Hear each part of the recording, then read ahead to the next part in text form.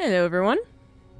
It's a rare weekend stream. Resubscription received. Apparently you are But doing something right, we got the Captain. qualifiers, and I needed to cast them, and I was gonna do just YouTube, but I figured, why? Why not just stream as well?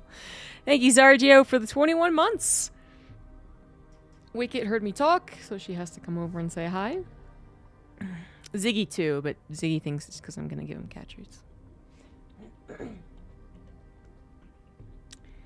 Hello, pretty girl. I just spent 3 hours at the PetSmart volunteering. 2 kitties that are still there. They're so cute, but they're 3 years old, so they're getting overlooked for a lot of kittens. They're really small, though. They don't even look like an adult. And they're very sweet, and unfortunately, they didn't get anyone volunteering yesterday because one person had taken the day off and the other person had actually got into a car crash. So when I came in, they were pretty antsy. They had made a mess in their cubes, and they had almost run out of water. And they had to refill their food, and they had thrown up, I guess, probably out of like gorging, out of boredom. So let them stretch their legs for 3 hours, and one of the cats spent like the last 45 minutes curled up in my lap. And then when I was like, okay, I gotta go, she like didn't want to get up off my lap. I had to stand up completely to get her to finally jump off. It's very cute.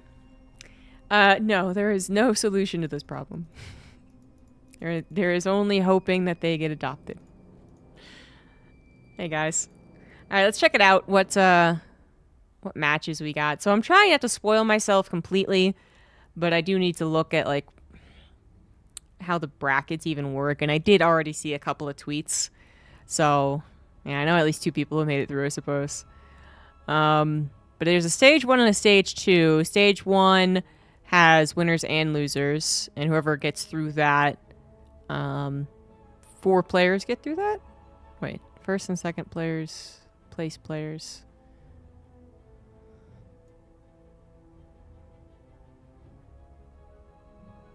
Okay. Oh, from each group. Right, that's how it goes down. Okay, so like 8 people advance to the round 2. Alright, 4 double elimination brackets. Best of 3. First and second place to winners. Third and fourth to losers. Oh, okay. And then this is like a qualifier for like an ESL event. And then first and second players advance. It's actually like an ESL event, actually. It's like the offline version. First and second place players advance to the group stage 2. Third and fourth, group stage 1. Alright, so if you're a winner, then you get an advanced placement. If you're a winner-loser, you get stage 1. If you're a loser, you get stage 1. Kind of. That kind of worked.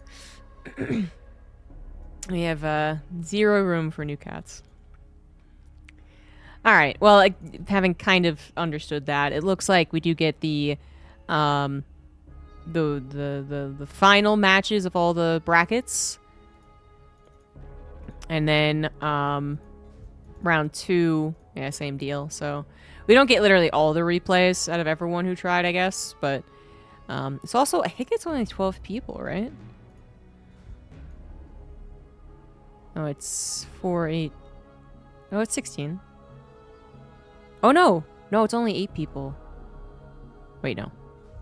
Oh, I see what it is. Yeah, okay. There's not a lot of people that make it through now. The groups haven't been drawn yet. Okay. Totally understand. I'm lying. I'm still a little confused. There's no visual for me to help out. It's all like hidden underneath spoilers and stuff. But we're just gonna go through the round 1 and see if there's any matches that look like they were interesting. AKA matches of people that we don't usually cast. That's really what we're looking for. So, no Clem, no Max Packs, no Hero? Depends on who he's up against. Who else always makes it to the top 4 of an open cup? So that said, I mean, Shin faced Hero. So there is that. Gumiho faced Hero as well. So I guess, you know, I can't really avoid Hero. We're going to cast Rainer versus Beyond to start things off, I think. Yeah. They're guaranteed not to show up. Pretty much, yeah.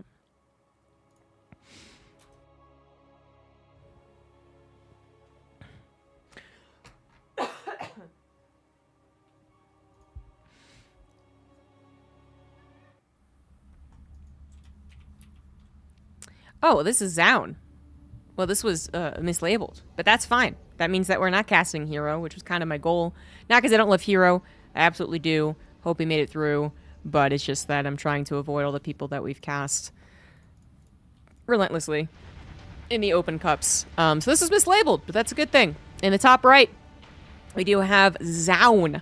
And in the bottom left, it is Rainer. On ley lines, of course, is the GSL Qualifier replays. We're going to go through some of the interesting ones and then cast the final qualification spots as well. And then we might talk about the end of the everyone who qualified and what their chances are and whatever, right? At the end of this stream or in a totally different YouTube video, whichever it is. But we got some players that I haven't talked about in a while. This is exciting. I don't have to just assume that everyone watching has already, you know, heard me gone over about how Max Pax likes to 3-gate versus Terran. This is great. So we do have Rainer, who is not a staple amongst these open cup plays. He's actually been playing a lot of League of Legends. That's what he's been streaming, presumably also still playing StarCraft. But to what degree, I guess we wouldn't really know. But once GSL was announced or it was rumored, I have little doubt that the people over in Korea, particularly the foreigners, we're getting, well, no, actually everyone. Actually, not even particularly the foreigners. Like, I think both Koreans and non-Koreans were getting information as rumors as soon as we were. You know, we do tend to talk to each other, particularly when we think that the silence is a little unjust. So they probably heard around the same time that I did the GSL was going to happen. So if they weren't practicing up to that point, they certainly have been. That was maybe 4 weeks ago, maybe a little longer actually. But whoever got a heads up is maybe in a slightly better position. That is if you assume that not everyone is still practicing StarCraft 2 as much as you would expect. Not that many pro gamers really do an 8-hour a day, 5 days a week thing. Some do a ton more. Some do less, particularly with it being the off season and everything up in the air, blah, blah, blah, blah. But I'm sure that Rainer has been keeping his skill up to date at the very least. A lot of times, if these players do take breaks, these players that are pros, but also just honestly anyone who's been playing StarCraft for years and years and years and years, will take breaks. They'll be like, I'm burnt out, I'm ready to take a break. That's totally fine. And then we're like, you know, I haven't played StarCraft in a while. I guess I should hop on and see, you know, if I still got it. And then you lose. And then you're like, well, fuck me. I hate losing. I don't feel good about my game. And pro gamers are definitely the ones who are more likely to go, I'm not going to stop playing until I'm back to where I was, because this is frustrating. I don't like it. And I think Rainer certainly is a guy like that. No less about Zaun personally, but he is a Korean player who has kind of come in as we would expect Korean players to, which was initially being a little cheesy. This is just kind of it's a stereotype for Korean StarCraft players, but it kind of holds, honestly. That a lot of times these guys will be the cheesier. On the spectrum, they'll be cheesier. And then they'll work on their mechanics and their macro and their builder, blah, blah, blah. And then they'll become a more well-rounded player. And Zaun is one of the newer players, just because he's not been on the top of the game for the last 10 years. He's only been at the top of the game for the last 4 or 5. So, you know. But he comes in as a guy who can cheese, who can definitely be a threat. He's become more well-rounded. He was recently picked up by a team for hoping probably that he gets the EWC, right? So he's in good position, and if he's anything like a lot of the other Koreans and the cliche that is their practice, he probably has just been practicing 8 hours plus a day, even though some things have been in flux. So I imagine that both players are not rusty. No one coming in the GSL qualifiers is rusty. But like I said in the beginning, maybe some have been practicing more or less just because of how much has been so up in the air for StarCraft. But right now we're having a very typical PvZ. I have been tracking, making sure I'm not missing any type of all-in or fast Resident Glaives or something. We're not. This is very typical PvZ. We did have Zaun go for double Oracle in Twilight Council. Seems like he's going to stay on 2 Oracles as well. Raynor did make a decent amount of Lings here, though, so that's the one little oddity. He didn't have a lot of adept pressure thrown at him. Barely even one, actually, which just killed a Ling and moved on, I guess, and was slightly injured. It wasn't fast Resident Glaives, but it is going to be Resident Glaives, actually. This is something that Raynor definitely wants to keep tabs on, so he's looking at the adepts, not because he thinks he really has a chance to go after this Nexus. No, pretty much not. But rather, are there more adepts being added in? And so this Stalker warp in is probably to try and convince Raynor that, hey, I am totally going into Blink. This is the more normal thing to do. Oh, suddenly I've got, like hiccups or something. This is a normal thing for me to do, because Blink is the go-to. Now, there's different ways you can play with Blink, that Forge or Forgeless, more gateways, less probe production, so on and so forth, but generally Blink. Resident Glaives, that's a difference. So we'll probably see the Adept starting to warp in behind in the natural, where Raynor cannot see it, and Raynor will not be able to see it. He does not have Overlords in position, certainly no Overlord speed. Ooh, a little bit mistake? Nah, he's fine. So this is really important. I mean, Zaun is getting information with the Oracles as to whether or not these Lings could be something more. The answer is it's not. But if the Oracles also get a chance to go across the map and see what's being built, they kind of have an idea of what the Adepts are going to be dealing with. And they did see a Roachworn in an evolution chamber. Might not be expecting that +1 melee, but it's also not going to impact, I think, the battle. Resident Glaives is done literally right now, and the Adepts have been warped in. Just those 3 Stalkers, really to almost keep up appearances. I'd go into Blink afterward, but yeah, this is without a Forge. This was out a lot of production on probes. He didn't supercharge the probe production to get instantly saturated on that 3rd base. Got a couple of pylons on the way to ensure that he never gets supply blocks, but it's also, probably most importantly, without a Robo. There's no Warp Prism, there's no Proxy Gateway. This is going to be the units that we got. Let's see what they can do. Quick block from Raynor against these Adepts is a really nice move. Excellent immediate response, really. He might have had, an inkling like this could happen, of course, but being able to respond this quickly once you confirm, I mean, the speed has always been Raynor's strong suit, and certainly this was a speedy reaction. He did lose 9 drones, but 12 Adepts went down. Okay, more, sorry, they just actually shaded. 14 Adepts went down, both Oracles died, and Raynor had already gotten to a pretty decent drone count. I mean, it was okay. I'm trying to say he didn't stop at 42 or something, scared out of his mind this was going to happen. No, absolutely not. So even though he is going for now an attack, pretty dedicated as well, Overlord speed has been on the way, so this probably is planned from the get-go. The hit to his drones isn't as bad. There'll still be a decent amount of sustain, I would say, to this attack, even though it is obviously about the first attack. This is with the Queens. The Overlords will come over. Unfortunately, some of the Queens already being taken out prior to the creep being available means they're going to miss the transfuse, but this is kind of scary. Zaun had used all of his army in the Adept attack, right? Most of his army died, and he has been replacing it with Stalkers as quick as he can, realizing what was on the way. 4 shield batteries prepared.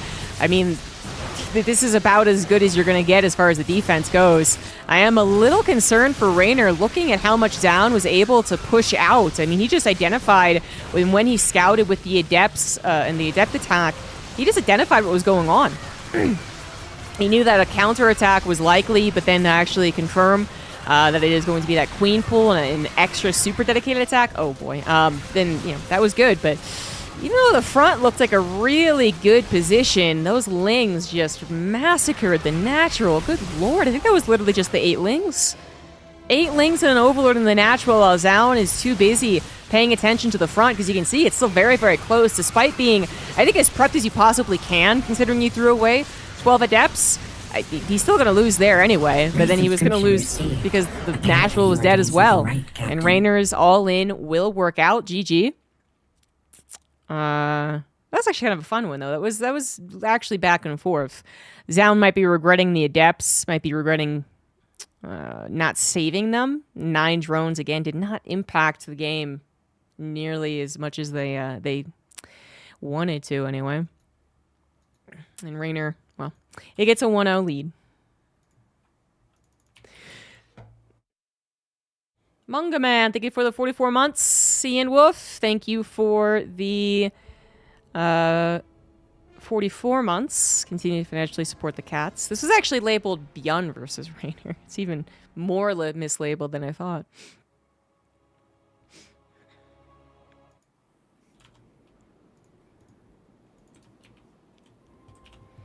Game 2 is going to be on Amygdala. In the top right, it is Zaun. In the bottom left, it is Raynor.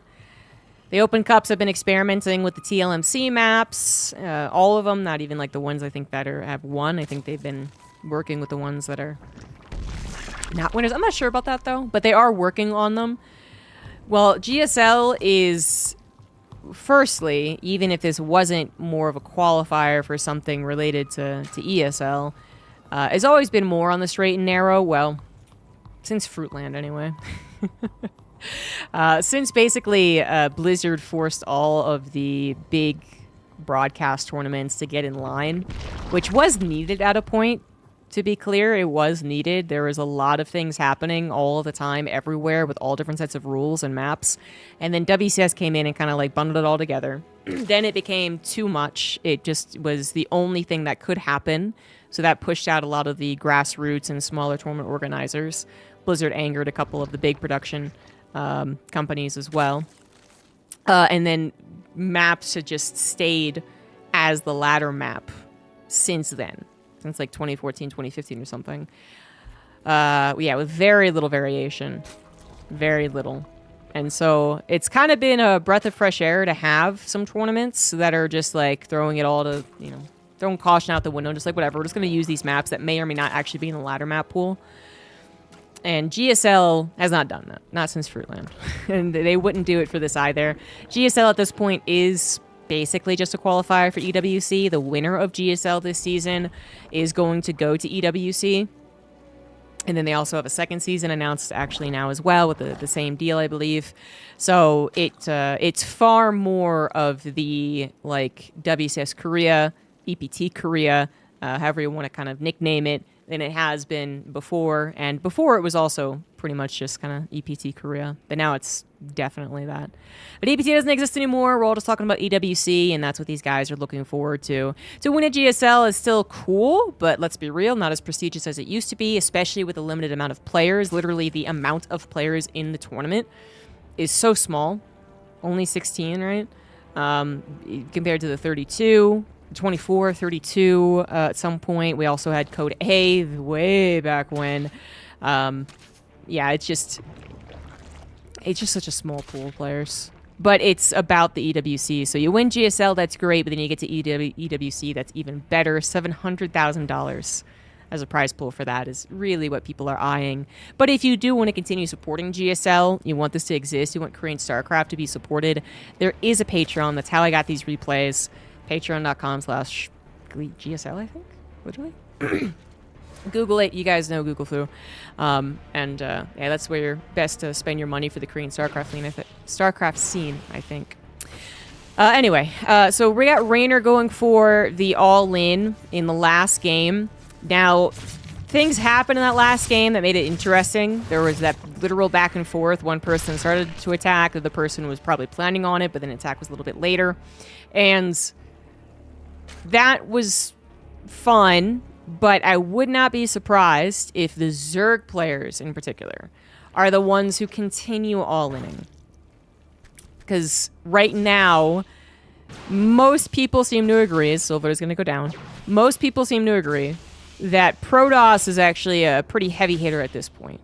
In PvZ, they're terrifying past kind of the mid-mark into the late game. Zergs have always been, I think, frankly, bored and frustrated with the late game, but that kind of was ditto on the side of the Protoss. Late game PvZ has always just been the hardest to make interesting. Sometimes it has been, but most of the time, but now it's kind of gotten to a point again where Zergs don't feel comfortable getting into the late game. They don't think they're going to win it. It's not just that it's boring and frustrating. It's like not a 50% win chance. And so they're just all-inning before then. The Protoss don't seem to have that same feeling of urgency, shall we say, that many of the Zerg players are showing, now that we're actually casting more than just Solar as well. Double Oracle does manage to find some damage. Perfect game for Sound. Let's go. 3 drones, actually. The Lings that Raynor created do go after what was a lone Adept. Oh, no, there must have been 2 Adepts, but yeah, 2 more warped in. That makes it an easy answer. Once again, going into those 2 Oracles into Twilight Council, no Forge. It's going to be Blink, not Resonant Glaives, but the key thing here, I would say, overall, is no Forge. So that means we could very well have an aggressive Blink posturing, which, without that Forge, I would say certainly we're going to have some, let's call it, dedicated Stalker aggression. Not sure about a Proxy Gateway, and again, no Robo coming down quickly for Warp Prism, but a decent amount of Stalker Warpins coming in from way back in the base could still actually matter, and not that emphasis on the probe production. There is more emphasis on the probe production this time. So while the Forge is going to be missing, the macro element is missing there, he will saturate his 3 bases. And the Stalker attack, you know, it's mostly dependent on these Oracles kind of safeguarding it, realizing that they won't have any backup very soon. Thank you for it can be a little risky to go out there, so it's really the wombo combo that is Oracle Blink. Forge is finally coming down. I mean, Zaun, he's gotten a good look at his opponent's base. He once again saw a Roach Warren. He missed the Evolution Chamber this time. He almost certainly clicked on a Ling in the last game by the time +1 was done and said, oh, okay, you'd been going for +1, gotcha. So that should be in the back of his mind. Again, it's not a +1 that would have affected the Resonant Glaives build last game, nor would it have affected a Blink Stalker push out. The Stalkers are now pushing out. You basically always want to do this. I mean, we have Hero, who's just a madman who pushes out with this type of build probably 20, 30 seconds even before Blink, and that is dangerous. But we have Zaun, you know, with less Stalkers than I thought he would actually push out with, and Blink is certainly done. But the Oracles are still kind of the most important thing here. The Stalkers just simply cannot be surrounded by those Lings. A couple more Stalkers do pair up, and that makes it look like an even fight. But if, you know, 20 more Lings were on the way, or +1 was just a bit faster, I'd be very scared for these Stalkers. Maybe I am still scared for these Stalkers. They will have an exit behind the Zerg Rocks, as we call them. So that was Zaun's plan. Nicely done. The Zerg Rocks do bleed over time. They're off of creep, after all. So that's kind of their gimmick, and that wouldn't have been an option forever. But the important thing for Zaun is that he retain the Stalkers. I mean, that's the beauty about this push, is that if you really do use your Blink well, the map well, and the Oracles well, the Stalkers don't really have to leave.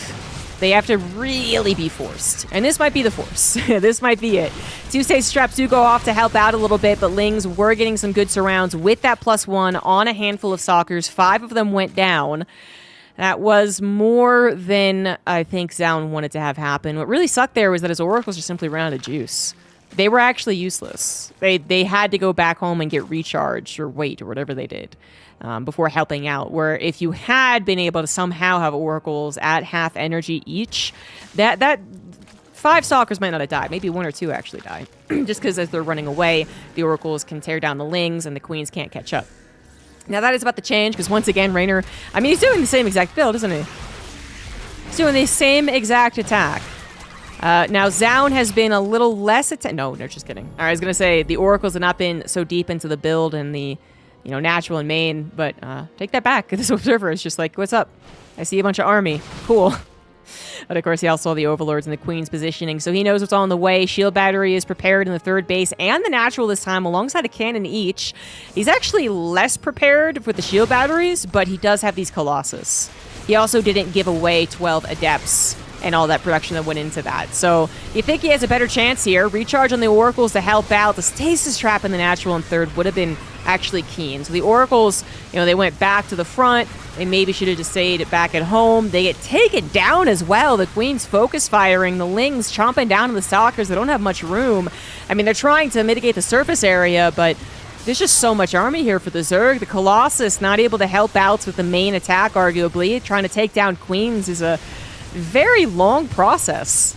Colossus do not kill Queens very fast. That's like the worst thing they could possibly be shooting at. And they're being shot at! Oh my god! I'm sorry, Sound, but who loses a Colossus to Queens? I'm sorry. I know there's distractions. I know you're panicking. But oh no. Zound. I mean, I think he was prepared mentally for it. I think he might have even thought he was so prepared that was an example of being overconfident. Once again, the Lings in the natural, I guess, look on top of the probe, despite the Colossus being there. I will be fair. Again, there was distractions. There was panic. There was a lot of microble units you had to pay attention to. And... shit. Oh, Colossus have a habit. There we go. Colossus have a habit of shooting the wrong thing at the wrong time, for sure. They'll be like, this supply depot is wonderful. I'm going to shoot that instead of anything important. But, I do feel like if Zound had, A, maybe a little more static defense, but B, those Colossus could have been used better. Maybe that could have been a hold, but at the end of the day, it was the natural probes going down again, alongside the third, that would have really thrown a wrench into trying to recover. And, well, the Colossus could have been used better then, actually. So I think my point still stands, actually. I feel like... You know, maybe the Colossus could have gone to the third. No, actually, I think that is blocked out. Oh, no. Is that a cliff that they can walk down? I'm actually not sure, so I'm not gonna remark on that. But the Lings and the natural. What happened there? Okay, 67 probes. Oh, yeah. The Colossus, you know, they spend so much time trying to kill these queens. The Oracles, you know, microed at the very last second, so that wasn't good enough. The Stalkers did not blink behind into the... You know, there's a lot of things you could have done better. I totally understand it's a difficult game. I'm very well aware. But, you know, the Oracles could have been taking care of the Lings. Or they could have tapped down those stasis traps I was talking about. The Colossus could have been taking care of the Lings. Easily. And again, the Queens, they tank a lot of damage. They also don't do a lot of damage. You know? Their benefit is in killing the Oracles, yes. And creeps, sure. And transfuses. And then, you know, technically they could shoot the Colossus too, but that's not what's supposed to really be happening. So yeah, you could almost ignore the Queens. They're not going to break down the wall very quickly.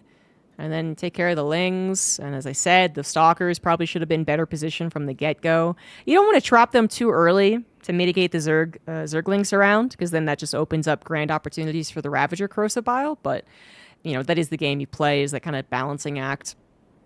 And unfortunately, Zound could not balance. So I do think he had a lot of what he needed. And so I think there is also a little bit of overconfidence.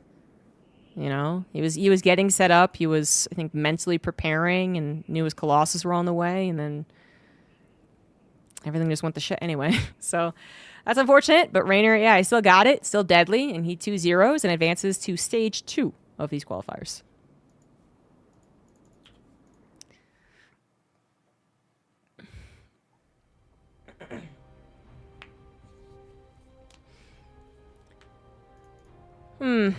Not the best showing from Zound.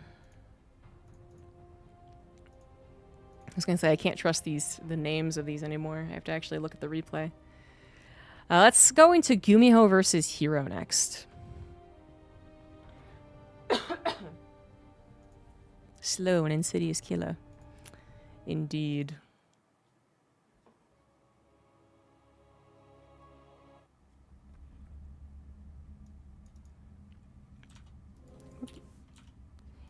Hero. Hero Marine is not in creative play in GSL.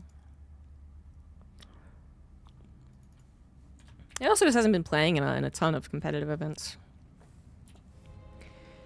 Another round 1 qualifier here between this guy Gumiho and this guy Hero. So Hero we see a decent amount of in the Open Cups, even the European timed one. He has been playing in, I guess, all of them, actually. And sometimes he wins them, too, despite being an awful hour and playing in the other 2 Open Cups that happen around the same time. He still wins some of these European timed, the Monday Night Weekly Open Cups. And who he wins against is often Clem, I would say. Either Clem or Max Pax. That's what it is. So his PvT has been looking totally fine.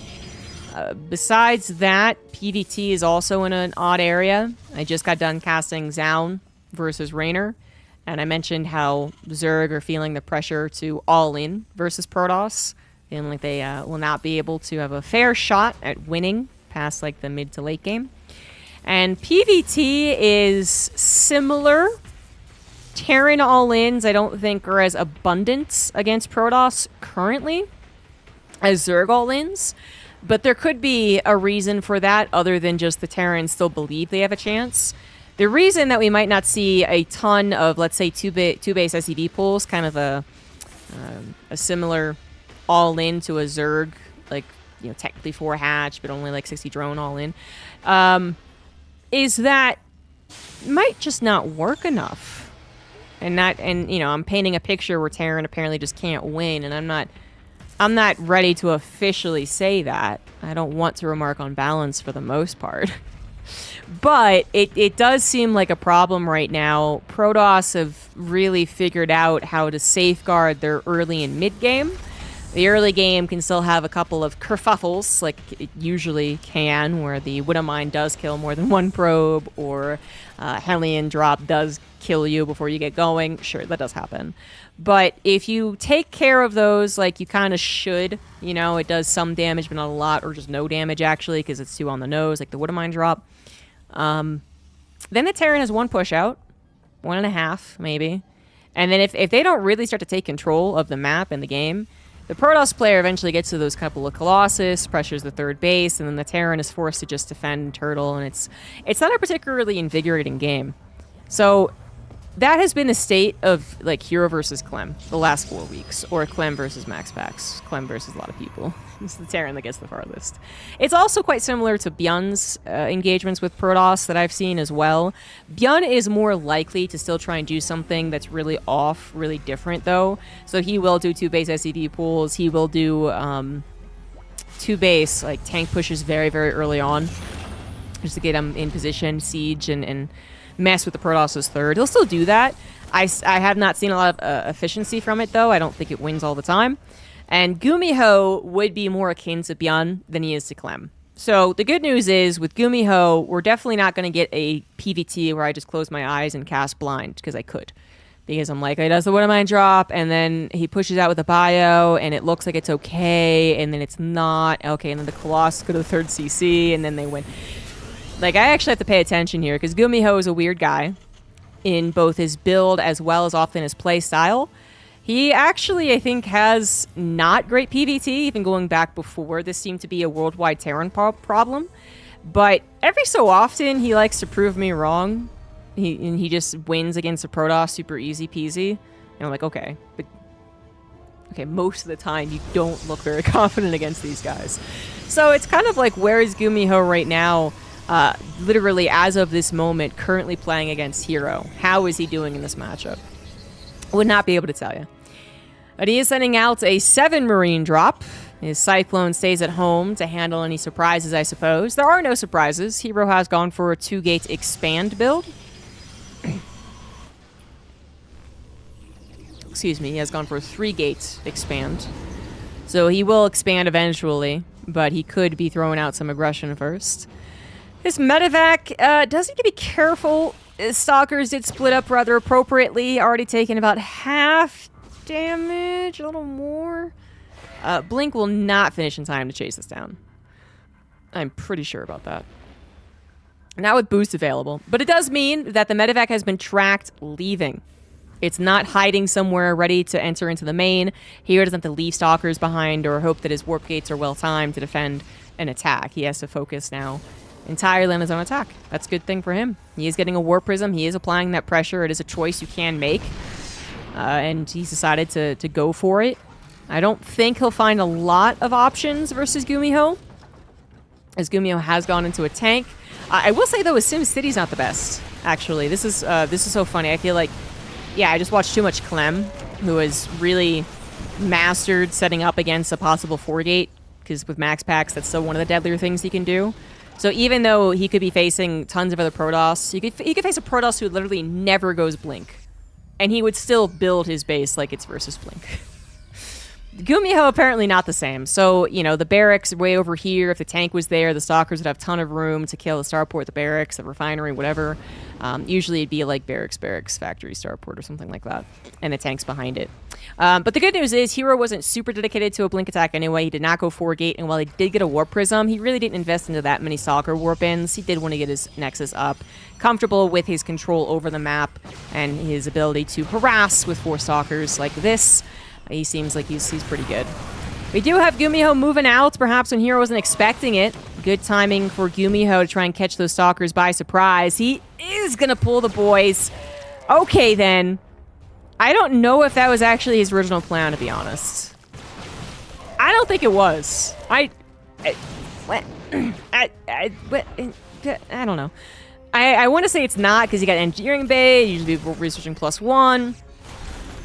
But then he did not get any add-ons, and maybe that was just for possible DT problems. I don't know. But this is certainly different. Certainly different. Hero is probably like, okay, that was faster than anticipated. And because it's kind of an off timing, it might actually work. Hero has spent so much of the time harassing with his stalkers, building his economy, building his technology, assuming that he has the time. Assuming that any scout that he gets with his aggression will give him the time to defend against an attack of his opponent. And he might be wrong about that. The stalkers, so many of them already dead. Pylons depowering gateways. Cybernetics core. Okay, that's still up in the main base, of course, but shield battery is no longer in play. Another Colossus is on the way. But that's not particularly helpful against the tanks. Charge is done. That is far more helpful against the tanks. And if we get a couple of zealots working on this pylon, that would be, I think, the best case scenario. The SCVs have already been slaughtered, 25 of them going down, none of them returning home. Colossus Warp Prism Micro is still going as strong as you possibly can. Shield battery replacements are up to help even just a little bit. 1 sentry is not going to help, that's for sure. I think was that another sentry on the backside? I don't know what it was doing there, but a couple of zealots back there would have been a good call, maybe realizing that that third base could be a goner too. He doesn't want to have like 4 zealots waiting for their death. Yeah, so it's you know, it would be greater to have that surround, but then it's also kind of riskier. So the zealots are getting warped in with the main army. Definitely wants that shield, Guardian Shield plus maybe a force field for, I don't know, force field just in case you can use it. But Hero has managed to collect those remaining forces together. He still has lost so much. He's going to pull the trigger. Zealots coming in from the main as well as the natural stalkers, getting a little concave so the tanks aren't as effective. Colossus, though, having trouble really burning down the Marines fast enough. Bunker does go down. Colossus barely saved. But this is still 3 tanks up and running. Both Nexus dead. Shield batteries out of juice. Stalkers in trouble. Colossus can't defeat 3 tanks. That is the main problem here. Yeah, he just lost too much on the first battle. Because if he had, I feel like he lost like 10 stalkers before he started to hole up in the natural. I mean, if he had 10 extra stalkers, that might have been the difference, sure. Easier said than done, of course. Warp Prism's still going to try and make this game. DTs, oh my god, I totally missed the Dark Shrine. Wow. Okay, well, yeah, that makes sense. He might be able to... Wait, okay, so the Dark Shrine, I don't think it was seen, was it? It wasn't seen. Be still my beating He is building a missile turret, though. I think he's like, well, you're still in the game after kill 2 Nexus. You must be going for DTs. And he's right about that, but the missile turret in the natural, not going to be fast enough. Nothing in the main. Scan's not available. One was just used on the offensive. Maybe there was offensive DT? No, he wanted to see what was up the high ground, but now that means DTs could be used defensively. No! You cannot tell me this is how Hero wins the game. Colossus goes down. Warp Prism was late on the pickup. DTs were microed back first. DTs have killed a majority of the SCVs back at Gumiho's base, and of course he has to choose mule or scan, and he has to scan, so he can't mule. So he is at literally 9 SCVs. They're currently not mining. They've been brought to the front. Probably gonna make a, well, are they gonna make a missile turret? They could in the main, so they could just kill all the buildings, but I guess the reveal hasn't happened yet to tell him there is no other Nexus. There most likely is not, though, you would think, being, there you go, as early as it is in the game. But he can't win 1 scan at a time. There are 4 DTs on the field. 6 DTs on the field. 2 of them still in the base of the natural. Command Center did lift and land over to the 3rd, 4th, whatever you would call that. Missile turret is not going to be finished. I mean, the DT could easily micro away from this. Yeah, I think he was ready to micro away from the missile turret finishing, but the scan happened instead. But I don't think it's a bad trade. He killed a tank, 2 Marines. The tank alone was, technically worth it, I guess. If he was down to 2 DTs, this is obviously a very different story. The fact that Hero had the presence of mind to build, to just use all of the money he was mining from his eventually dead 3rd, eventually dead natural, and eventually dead main, to just warp in as many DTs as possible, I think is gonna cause a draw, right? Because Hero literally can't win. He cannot kill this army around a missile turret. So I guess if he... What? Now Hero still loses. Hold on, let me think this through.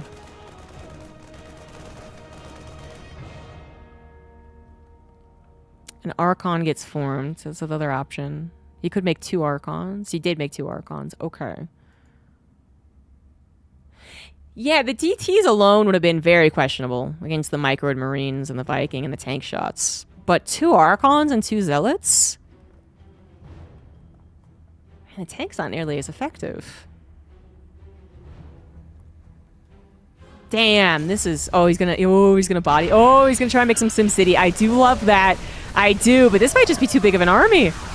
2 Archons, now make that 1, I think is gonna be enough. But here is the rub. There is no way for Gumiho to lose this game. That's how I should have started off explaining this. There is really no way for Gumiho to lose this game. There is a place to hide your command center. And if there is, you get a draw. There is no way for Hero to build anything that flies in the air.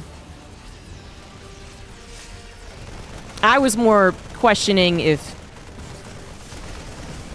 Gumiho could win, I guess. And, he would have, I think, if it was 6 DTs, or 5 DTs, one had died. But I'm actually not even sure about that, to be honest. I'd love to see, a resume from replay when you don't make the Archons. I think the Archons are the far safer move, to be clear. I think that makes a lot more sense. But I wonder if someone, in a panicked state of mind, just, threw a bunch of DTs at it. Did that have also won? Because you can't pick up micro, otherwise they target the missile turret. Yeah, I don't... okay. This is just a draw. This is just a draw. I am pretty sure a command center is not going to be targetable in this location. And that's what Gumiho's waiting on. Gumiho doesn't want to draw. Gumiho wants to say, I won fair and square. Stop it. But depending on if you're Protoss or Terran, this looks heavily unfair for one race or another. You're like... If you're a Terran player, you're like, Protoss is bullshit, and I hate them, and DT shouldn't exist. And if you're a Protoss player, you're like, well, command center's flying into a corner is a bitch move, and you're a bitch. I love Gumiho's ability to think on the fly, just going into the Sim City to defend his main base. And his command centers do have a lot of scan energy at this point. The Hero's also lost track of a command center, so... ideally you would have tracked it and not been... You would have just followed it literally with the unit, so it would never be able to land and scan. Fortunately, Hero, guessing correctly... Oh, please don't do the thing. Please don't. Oh, no. You have to have that queue to the right. Okay. Alright. There's no way you get away with this command center. Yeah, so this command center is found. This is still good news. It's... it's better than not finding it, of course. But Gumiho is very close to making more units. And if he can just land 1 command center, we only have 1 DT left. The scans are no longer the limiting factor here. Yeah, Gumiho can win. Gumiho can straight up win.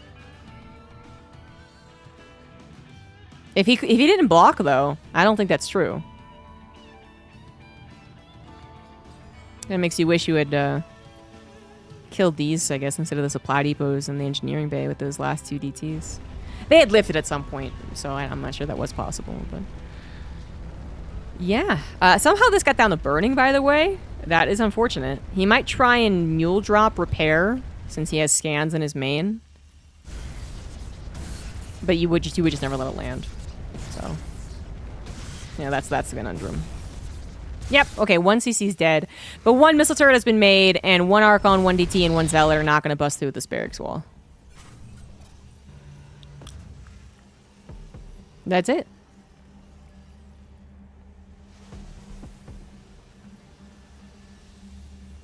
Gumiho avoids the draw.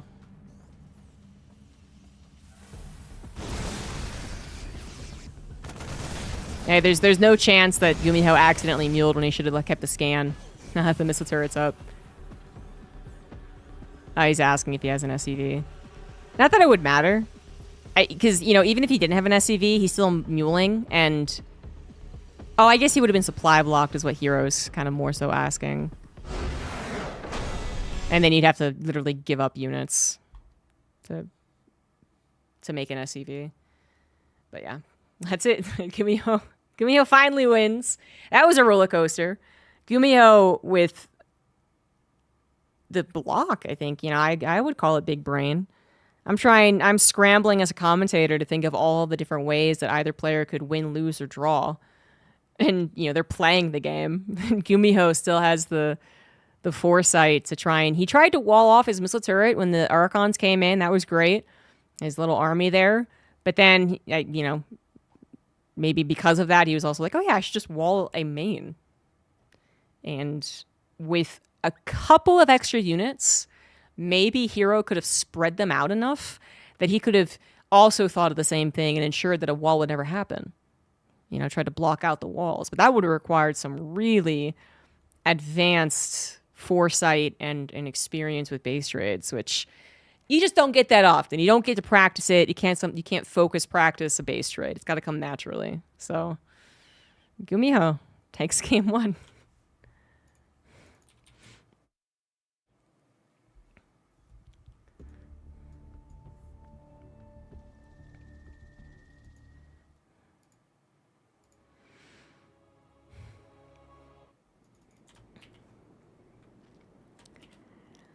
Oh, what a first game that was. Second game's going to be on Amygdala. In the top right, it is Gumiho. In the bottom left, it is Hero. The base trade was sick. That was fun. Gumiho, I think, really showing his flexible brain. Okay? Because I know there's a lot of people out there who would watch this and scoff at me for not thinking fast enough. And then would scoff at me for believing someone else out in the world would think fast enough. But I've cast enough StarCraft to know that even the biggest brain players will do really bad things in those situations. They will straight up do the wrong thing a lot of the time. We've definitely seen that as a community. They'll do the wrong thing, but they couldn't have possibly known that, which is just fair. And we know that they've done the 1 second difference that lost them the game because they thought that 1 extra second more than their opponent. Received. Apparently So I really would highlight how fast Gumiho was able to think about his possible literal winning scenarios rather than just going, well, you know what, I still got the draw. You know, if Gumiho had lifted that corner base to the corner and just been like, draw, I don't think anyone would have really blamed him. Like, there would have definitely been some armchair analysts who would have pointed out the possibility that did eventually happen, but remember that in that game, even though we had a total tab of units to see how much Hero had, Gumiho could never have been really sure there wasn't 2 stalkers somewhere. Or an extra... Or the Warp Prism. Well, the Warp Prism definitely died in front of him. But he wouldn't have known exactly the amount of units. He wouldn't have known what was scouting around his bases and possibly refusing his ability to land. He probably got an idea after it was like 6 minutes of the same 4 units. But yeah, it's just a hard game to read. Gumiho played that, I think, about as well as you could. And same with Hero, ditto. But I guess if I had to pick a winner in these really, really unpracticed scenarios, I would give the nod to Gumiho, both players can be cheesy. Both players can do some out there things, but I think Gumiho is more reliable to do unreliable things. Hero has mostly been on the straight and narrow when it comes to build orders and timings. You know, his map presence isn't terribly different from other Protosses.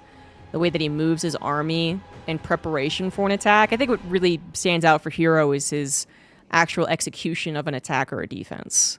That's when he gets to be better or sometimes worse than other Protoss players.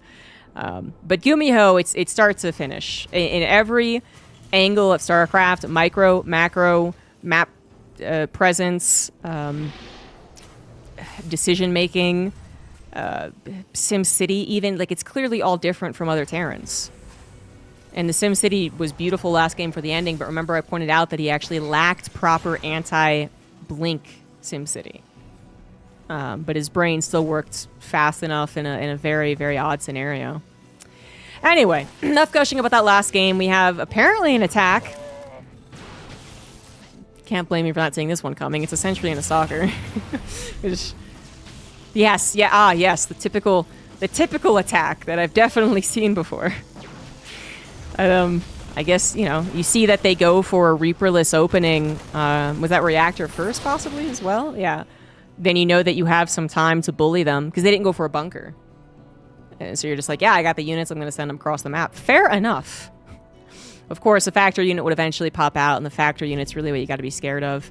At least typically a factory unit would have popped out. If no factory unit made itself known, maybe then Hero would have been really scared of a 3 racks.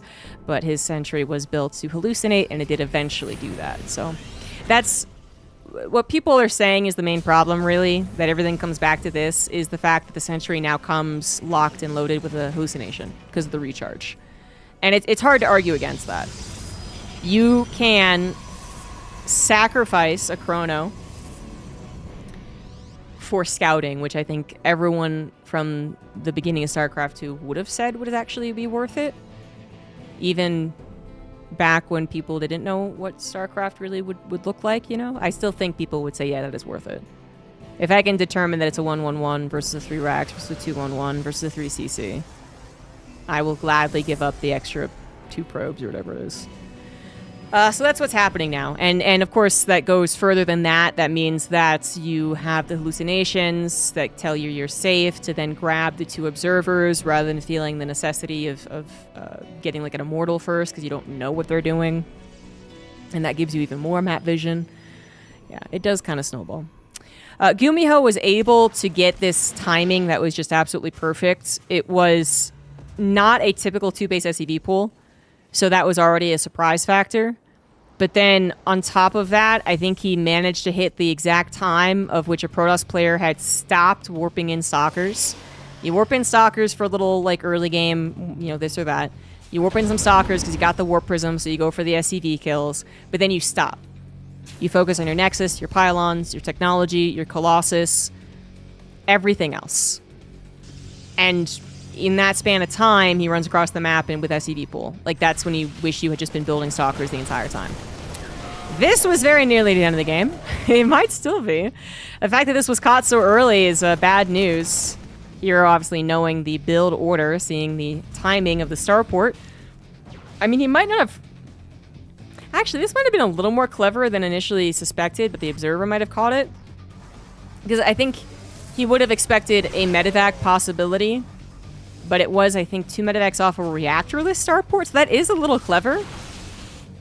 If I'm reading this scout right, it's possible that Hero did think that that was 1 medevac, not 2. But then, again, like, the observer saw it, or he was just in position with enough units, regardless of it being 1 or 2 medevacs. That could have been far cleverer than it ended up being. Oh well.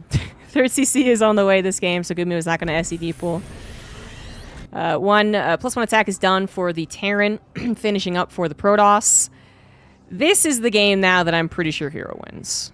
Not because I was spoiled, but because it's Protoss who's not taking any damage in the early game and is apparently not going to take any damage in the mid game.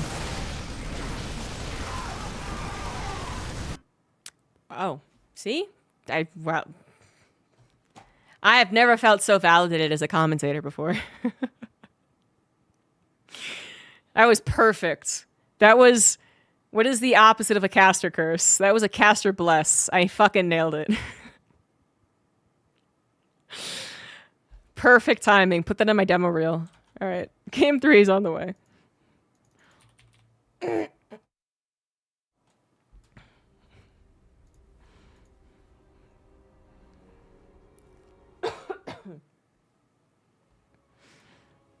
Doesn't bode well for the state of StarCraft, by the way. I mean, as much as that looks good for me.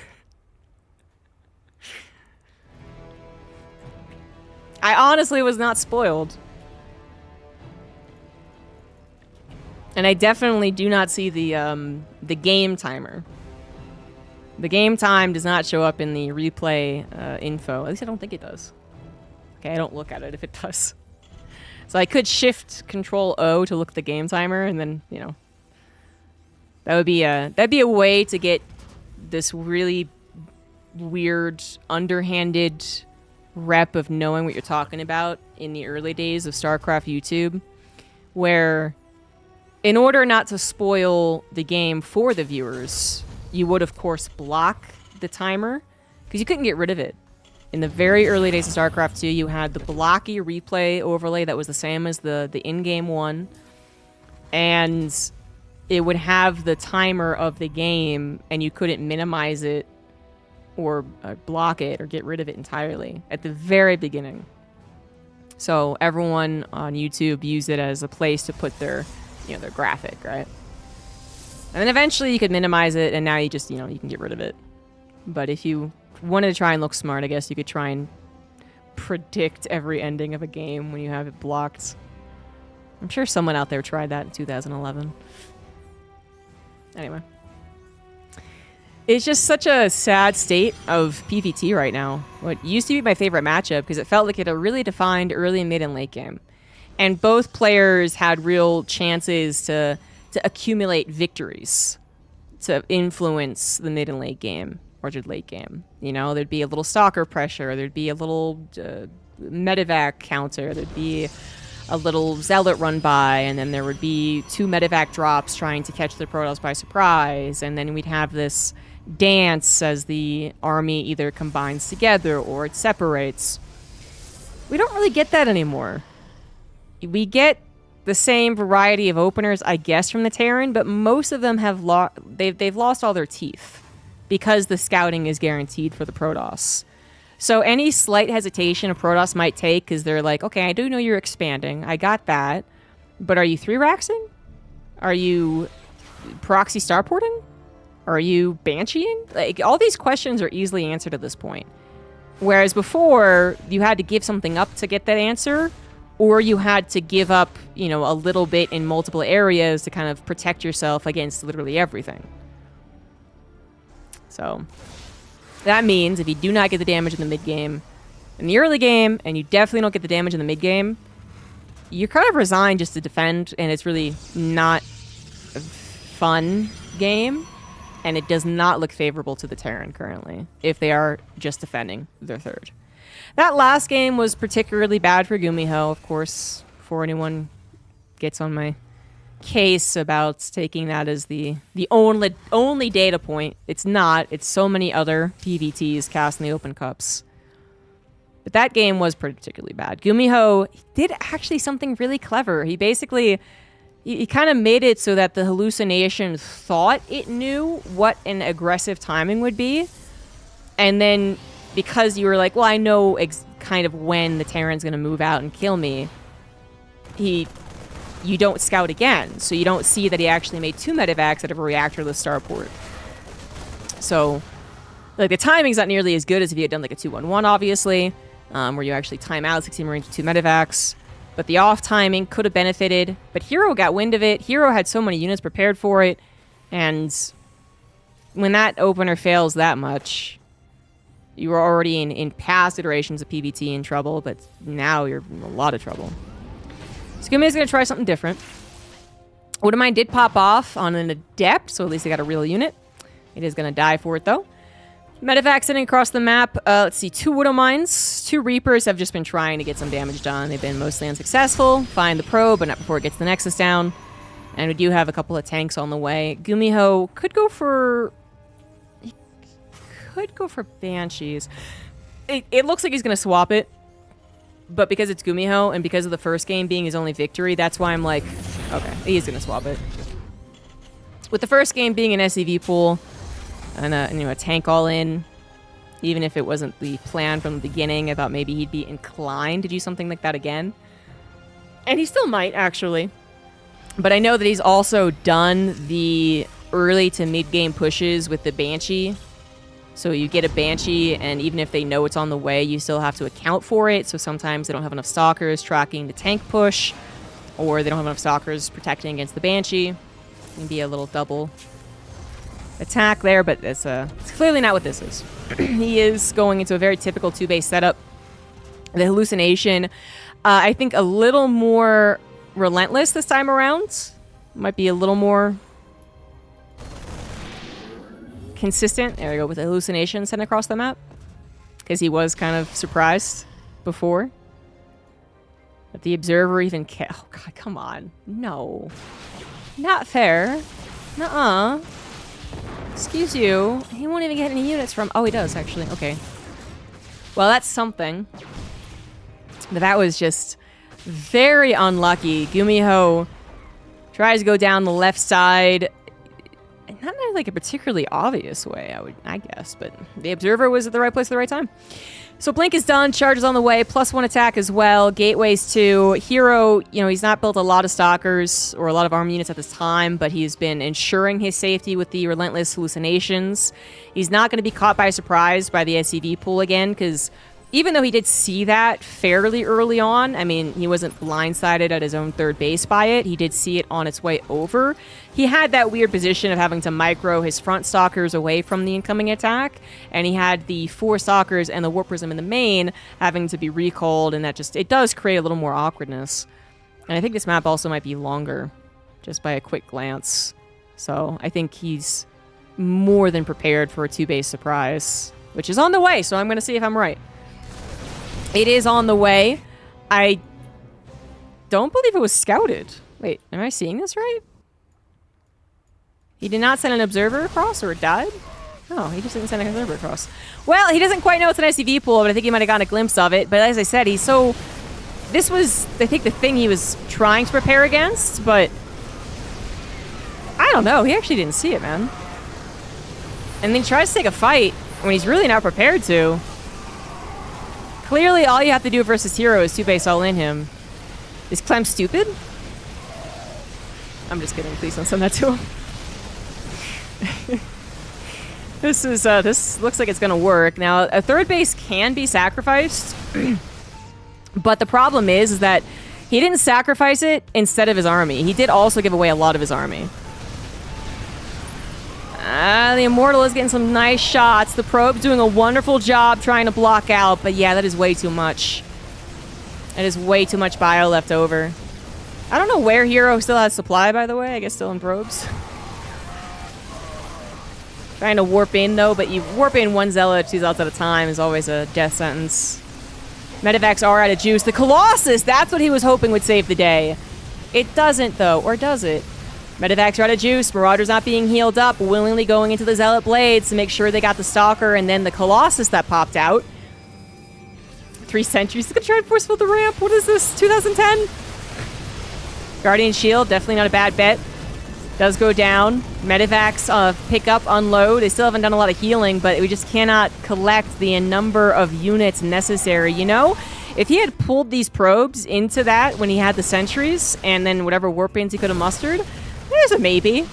Just the Marauders are just so stupid low in health. There's the probe pool. There's the probe pool. Get him. Come on, probes on the backside. Oh, they died. Oh, they went back to mining. That might be a little too late. That would have also been a good use of the probes, but this is Gumiho's victory.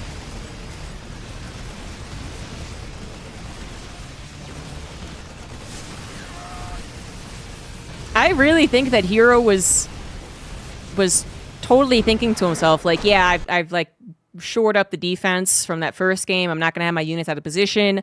I'm going to see it coming, and then I'm going to have everything like all ready to go. And as soon as I see it, that's when I slap down the shield batters. And then I think he just literally didn't see it. He saw a 2-base setup, which is fine, but he hadn't rechecked for the 3rd CC, and his army just left as soon as it saw the army move out, so it didn't actually see the SCVs being pulled alongside of it. And if that isn't the case, if he did know it was an SCV pull, then, well, he probably just should not have taken the engagement when he did. Should have waited. And then you can make the decision to sack a 3rd, or even the natural, actually, but you keep the army alive, and then you take that time that they're killing your economy to make even more army. But instead, he pulled the trigger as soon as, lost that army, had a great economy, but could not replace the same amount of army quickly enough. Well, Gumiho continues to surprise. GG's. He advances to round 2, the qualifier.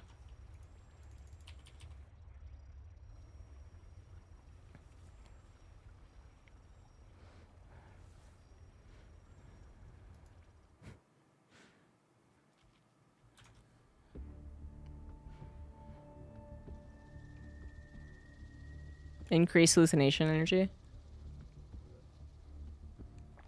Maybe.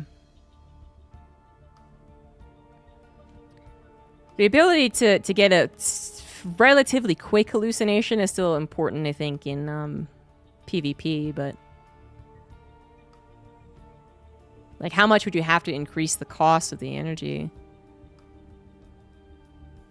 to make it so that a recharge does not give it a hallucination?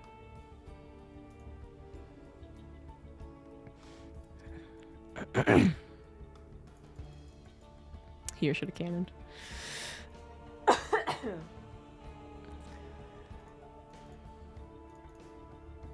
Oh, here's another one we don't get to cast very often. Twitch Prime sub received. Thank you for appeasing the 61. overlord. Thank you for the Prime sub.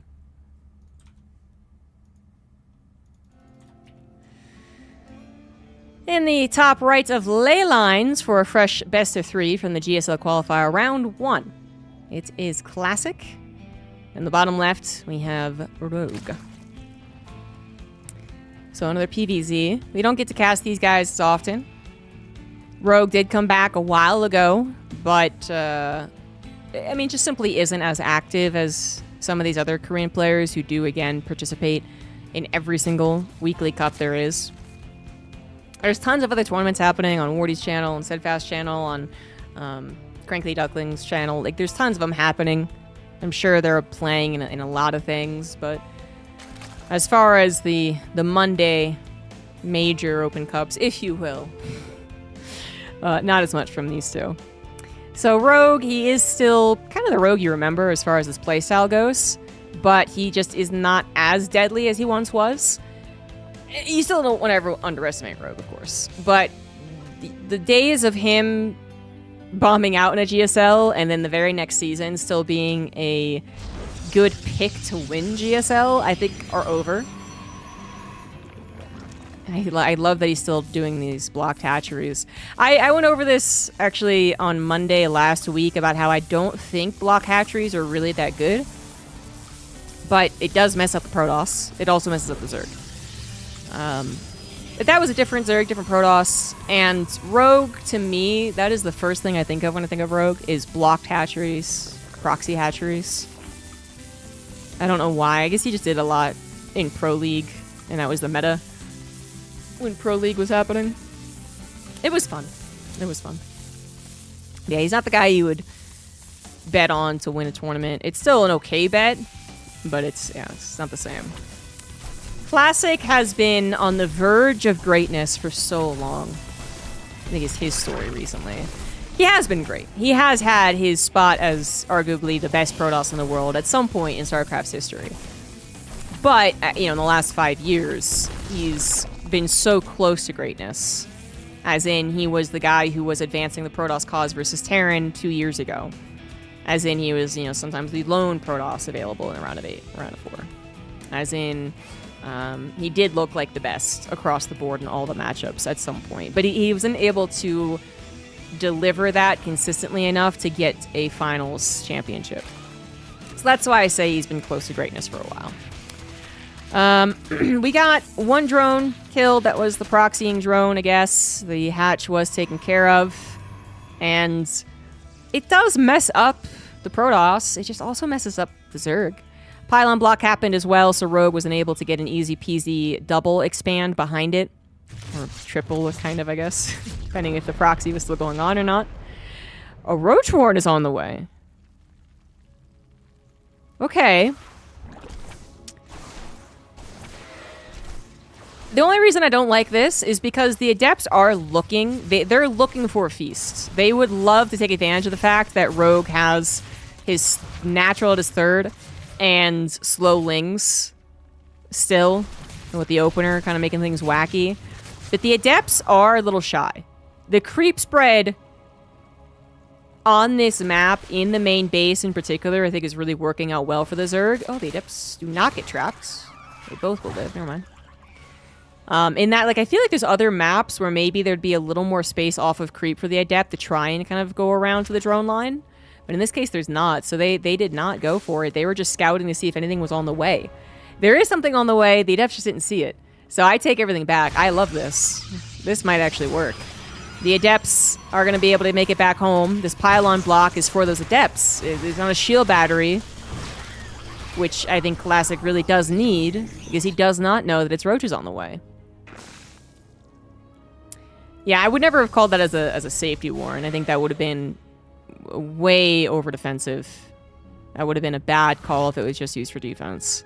So yeah, it was guaranteed to be a offensive one. The Adepts finally see it on the way. The Roaches appear on the front door and they're knocking. Oh, it's only 2 Roaches. That pylon's gonna hold for a while yet, but the Adepts cannot make it safely behind the wall. The Oracle is gonna try and do some significant work here, and it does not have a recharge. Oh, that might be the biggest screw up with the defense so far. Of course, he only just knew his defense. It does have a recharge. We're just a couple seconds away from it. All right, we're good. Yeah. There's not that many Lings that are going to get in, to be honest. Ravager gets taken down. The Oracle will not kill things particularly quickly, but it will eventually kill everything. And so Classic will win. I was such a flip-flopper. I was like, I don't like it. I do like it. And at the end of the day, I'm like, oh, I don't like it. And I should have stuck to my gut. I don't like it. And I should have remembered it's because the recharge exists. There was a possibility that Classic was going for a Twilight Council after this. It was a possibility. It has happened. I would say it's the least likely option after defending a hatch block, though. The Stargate is such an excellent tool for scouting, harassment, and, in emergency cases, defense. More so than ever before because the recharge on the Oracle exists.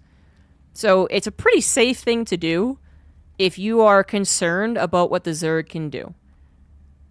If they're going to macro, Oracle hopefully gets a couple of drones. If they're going to all in, Oracle hopefully defends like it did, or avoid Ray if you see it fast enough. So yeah, I think pre-recharge, this might have worked. Maybe. But it's a very, very limited attack. You do not have a lot behind it. It either wins or it doesn't. It's a very, very clear cut. And it was. Classic takes game 1.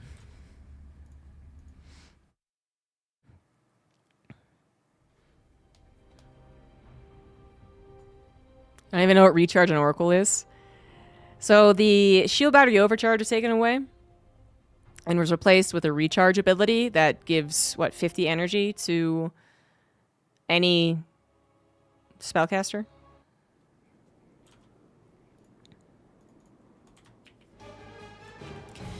This game 1 was quick. Game 2 is on Amygdala, top right Classic, bottom left Rogue.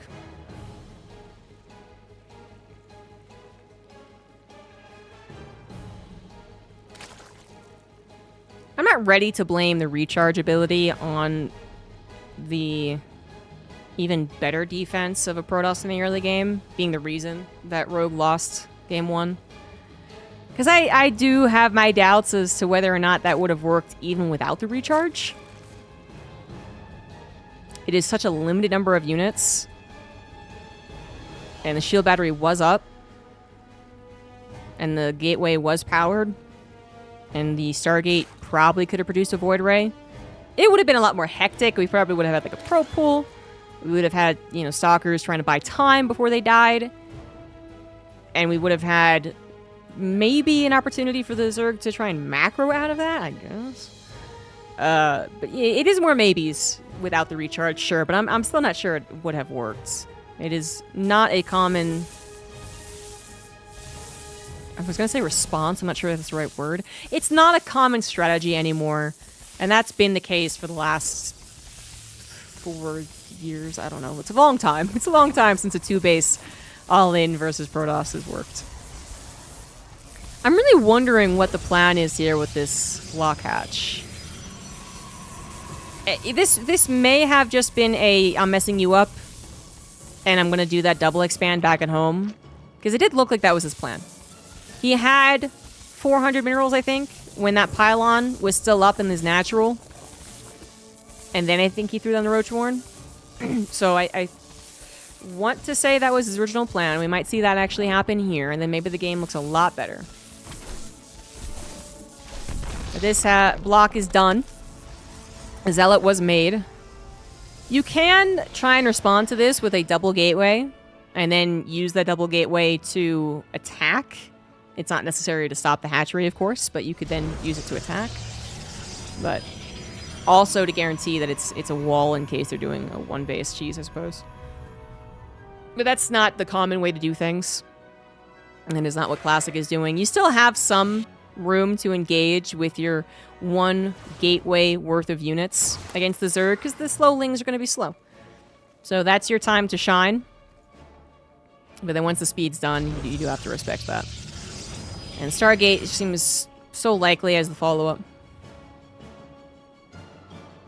There's that third hatch. Natural was not blocked this time. Classic did not go for a probe scout. It's already a big difference. Rogue gets to play his game. Adept, not going to go for that shade. That would not have been worth it, but there's no targets in the natural either, so they're really not getting as much as they would like. Yeah, no, this one blocks the left too. I guess it'd kind of be if you did want to shade in to get a full scout, you could play around the non-creep area a little more. Probably still not worth it. Yeah, it doesn't seem that way. That is so many lings too that it's really arguable that you've already done the damage. You just want to make sure they're not all in you. But that's what, 14 lings. What could have been 7 drones. Yeah, math. But you have to respect both the Adepts, their ability to micro, as well as the Zealot, which would have loved a direct confrontation with slowlings. And so that's Classic's little counter. Rogue is just droning up back at home. That would be the #1 concern for Classic at this point. Even though there is a third hatch down that has taken away minerals that had gone into that last game's attack, you still want to be pretty careful about this. Even just these lings taking cost-efficient engagements against the Adepts can be bad news for your third base. So the Oracle's going to have to clear this out first. You much would have rather the Adepts have waited a little while longer and stayed alive and then gotten the Nexus. It's that little bit of delay that would have made it safer, and there's already a delay anyway because the Adepts were surrounded. This one, not worth it. Oracle could get a recharge if it goes back, but the Nexus is the priority right now. Lair is on the way.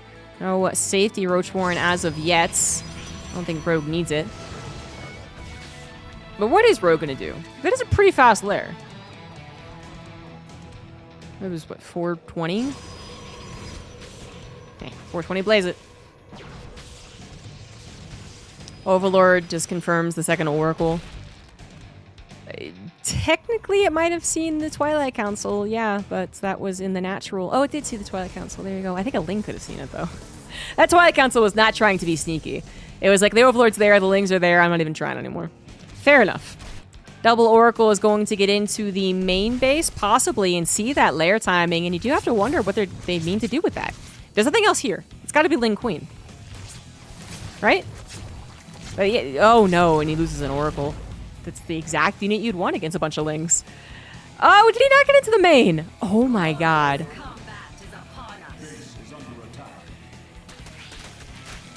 Well, that's problematic. I was ready to give this a classic, to be honest. I was like, these Oracles are going to swoop in, and they're going to see the lair and the complete lack of any other technology, and they're going to be like, oh, of course it's Lin Queen.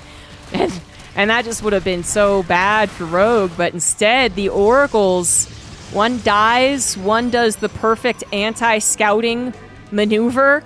Wonderful. And Classic is not going to be prepared for this. He doesn't even have a pylon there, much less a shield battery. Plus, it's probably going to go into the main anyway. Maybe he doesn't even need the Nidus. Yeah, why force the issue, right? Wait for the Nidus. Classic has zero idea. Classic maybe is thinking now, like, wow, you made so many Lings, you fool. This gateway's not done, so it doesn't see the Nidus Worm. It's going to finish and see it. Will Classic notice? Is it time to defend anyway? He notices. The very last second. Not good enough. That's a very juicy pylon. That's a juicy pylon. Natural is a little bit better in that regard. The main base, wise choice is to just evacuate it, just to give up on it. Desperate situation. But as a calm and calculative response you're going to get. Cannon's trying to come down in the natural while the Forge is still alive, but the third base is left unguarded. Oracle with the recharge. I'm trying to help out. And that is a lot of units. The natural is defended. The natural is good to go. Not even that many probes died by the looks of things. Although those were also the pulled probes. So, okay, 29 probes did go down. Combination of the pulled probes and the natural, and the third losing a couple as well. That's still a good amount. Forge does get targeted. Nexus does have to go down. Rogue might not literally win at this second, but I think he has won. If he could make sure his third base was mineable, I would wonder. But his third base is not mining. It's in a dangerous position with the Nidus Worm there now and a Spine Crawler on the high ground about to finish. So he is mining just from that one base. And production might also eventually be an issue if he could mine from the third base. He might not have the space to build more gateways. He's working off of 2 right now. Trying to build that static defense to help out at the third, but it might be too late. Blink is done. That looks helpful, but for how long?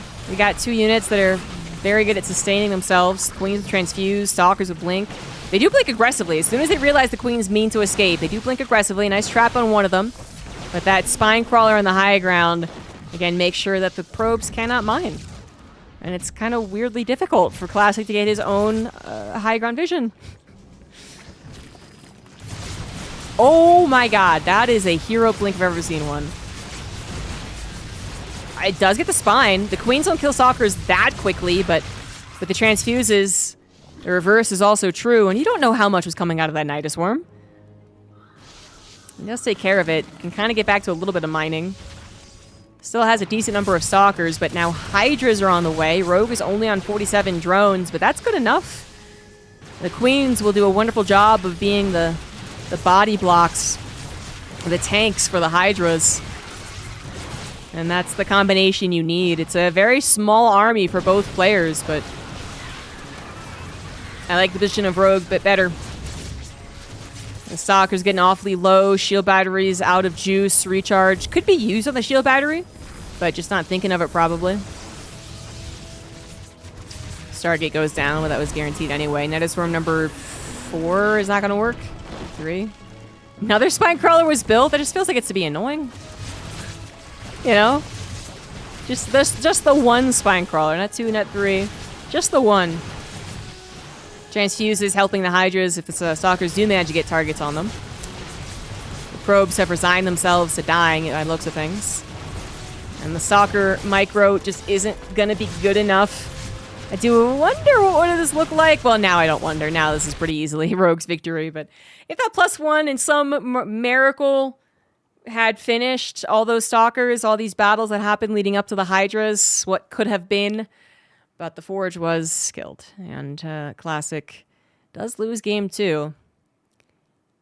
It is the difference of the Oracle checking the main. That Oracle is dead, but it should also be fired in whatever afterlife that exists for the Protoss as well. It failed completely.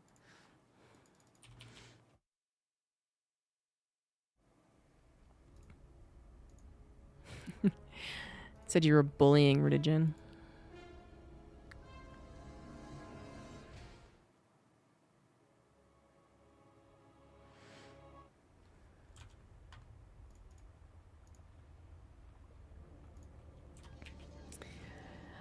Ultra Love will be the final game between these two. In the bottom left it is Classic, and the top right it is Rogue. The one Oracle, just a little bit to the left, man. A little bit to the left. Oh well. Not much you can do about it. But accept the loss and then ensure that you check the main next time. Because the good news is it is a best of 3, not a best of 1. Which Classic would have won already anyway. And you do get to smack yourself on the head and then get back to playing the game. And you probably feel pretty good about this series overall. Rogue is taking what I said earlier about PvZ to an extreme, where most, if not all, Zerg players do not want to play past the midpoint. So they're all-inning. He's taking it to the extreme. Because he's doing it off of 1 base or hardly 3 bases. Hardly. And it does give a little bit of a desperation whiff. It's also Rogue, so, you know, it's not exactly meta. It's not exactly the meta that is influencing this guy. But Rogue's one of those characters that through, I think, all of his career, at some point he had his lows. At some point he had high highs, but at some point he had his lows. And players would be like, oh, he's not playing that well, and he's just a cheesy guy. And I think overall I feel better in a best of against him. And then they say that, and I think they have some logic to it, and then they just lose anyway. They know he's gonna cheese you, and they miss it anyway. You know that you would most likely win in a super safe, normal macro game, but the cheese surprises you. The Ling's number surprises you. The all-in is a little more powerful than you expect. It's Rogue. And Classic is not a stranger, by the way, to all-ins or even cheesing. But he's just not the guy who really has to be doing it. I do think that logic stands. I do think that is how these two size up against each other. But he could throw out, you know, some adepts. It just at some point, there's not a reason to try and attack the guy who's guaranteed to attack you. There's not a reason to attack him first. Because if you do just defend, you hopefully win. But not only that, attacking him first comes with, I think, a greater risk. It could just win you the game, and that's nice. But it comes with a risk of it not quite working, and then you being in a more awkward spot to defend against their inevitable all-in. So even though I think Classic would 100% in a best of 7 versus Serral bring out tons of all-ins, tons of sneaky-deaky stuff, there's, I think, no reason to versus Rogue. And he once again is going for a 2-base Stargate into 3rd Nexus, presumably, and Rogue. Well, what is Rogue going to do? He threw out the Nidus Worm. The first game is kind of a... I think he had to, on the fly, think through things. That's why he did the all-in that he did. Second game was probably a little more pre-planned. So Nidus Worm has been used. Probably don't use that again. It's then on to some other popular all-ins. We do have the Ling Roach. And we do have Ling Hydra, I suppose. And just Mass Roach as well. Mass Roach Ravager. Those are the ones we've been seeing from Solar a lot. I think around those 60 drones. Maybe even some less than 50 all-ins from Solar, too. And Solar, I don't think was ever that cheesy or all-in of a guy, but he certainly is now. That is a lot of Lings on the way. 16 Lings? Oh, that's even more Lings. Oh, okay. Alright, that's a lot. That is a lot. That is hopefully going to get the 3rd Nexus is what it is.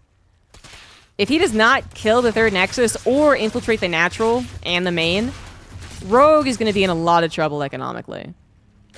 This is a Ling all-in. Not quite the super early one that tries to kill the gateway, which I haven't seen in forever, man. That's some 2020 vibes. But it is a Ling all-in. And it is either going to try and instantly snip this third, which you really think it should, but 2 oracles, 1 recharged. It just is so damn difficult to do that now. Queens are a-coming, but very slowly, off of creep, no transfuse, and you would hope there's no way for them to truly kill the oracle, just kind of push them away. Even though Classic has seen a good number of Lings, he did not see the queen, so he's not taking this maybe as seriously as he should, but the only problem I see here is the natural being broken, and then the Lings get into every nook and cranny. That's the biggest problem. I don't think he loses if he has to cancel, or... well, if he had to cancel the third, that's not that bad. Having it killed might be a different issue, but then will it actually be killed? 3 queens for 3 oracles, but the Adept Warpin's in a good position. So it's not the oracle's job right now to actually kill these Lings. The Adepts are doing fine. The oracles also get a lot of shots in too, as the queens, like I said, just don't have the... They're slow. They can't... Theoretically, they should never really kill an oracle. They almost do there. And this was not it. This was absolutely not it. An oracle rallied, in fact. Looks like Classic figured this would be defended eventually. We might re-rally now to the third just to ensure that it doesn't die, but it's going to be up to 5 oracles, which means the counter-oracle harassment is going to be something fierce.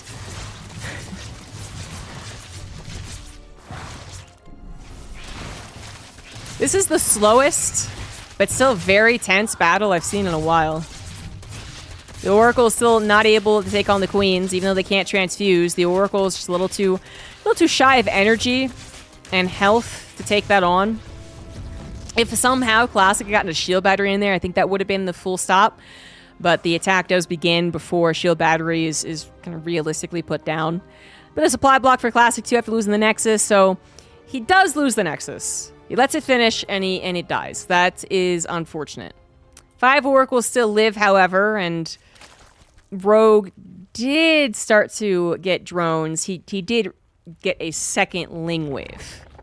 The first Ling Wave did not work. It was the second one that he made that actually killed the Nexus. So that's a lot of not droning that was happening. And Classic, he could at this point start maybe overproducing probes just in preparation for his third, but he's been perfectly 2-base saturated the entire time. So it's just not that problematic to lose the third. It had to have happened way faster for Rogue to feel like that was a victory. It had to be the first wave of Lings that killed it to feel like a victory. Roachwarren is on the way. Rogue is getting some Overlords as well, so I guess he's going to go immediately into producing Roaches and try and go for another all-in. Blink will be done, however, and a shield battery will be prepared. Oracle number 1 does go down. Still 4 on the field. A lot of stasis traps. If you think they're going to all-in you, maybe that third base had a few less drones than you liked. The trick here is that Rogue did saturate his third, and the Oracles did get a couple of kills because of that. 10 drones have died. But it did successfully hide the lack of drones that is actually available. The natural, almost absent of them.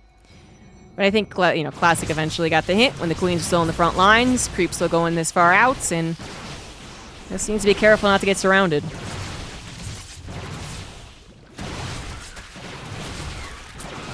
So far, so good. So far, so good. And the Oracles are feeling like they don't even need a stasis trap, I guess. That is a lot of Stalkers. That is a game-winning amount of Stalkers. 23 Stalkers with Blink. Queens do have Transfuse this time, thanks to the creep that has almost touched Classic's third. But that is so many Stalkers, and a relatively easy position to Blink back as well. Into the shield battery at this point is perfect. All the Lings are gone, and the Ravagers are very fragile creatures. Easy move to the front, Blink away from the Corrosive Bile. And Rogue's double, triple all-in is not going to work out. Classic does hold and advance to round 2. Is it possible to use Pro 2020? It's much clearer. I disagree. I purposefully don't use Pro 2020. Which one's Pro 2020?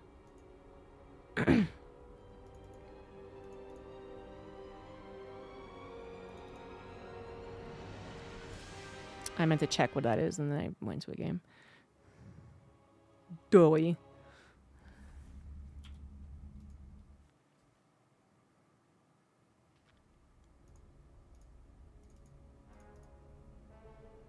By the way, that was supposed to be Maru versus Classic, and once again, they have bamboozled me.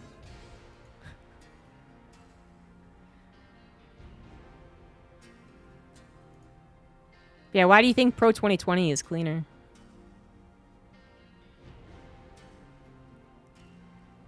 The bigger text. Pro 2020. Hold on.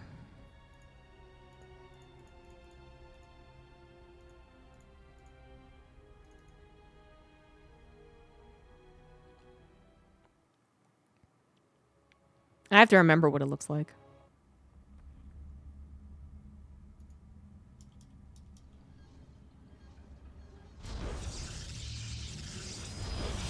Yeah, we can use Pro 2020. I just wanted to make sure it wasn't the one that had the arrows.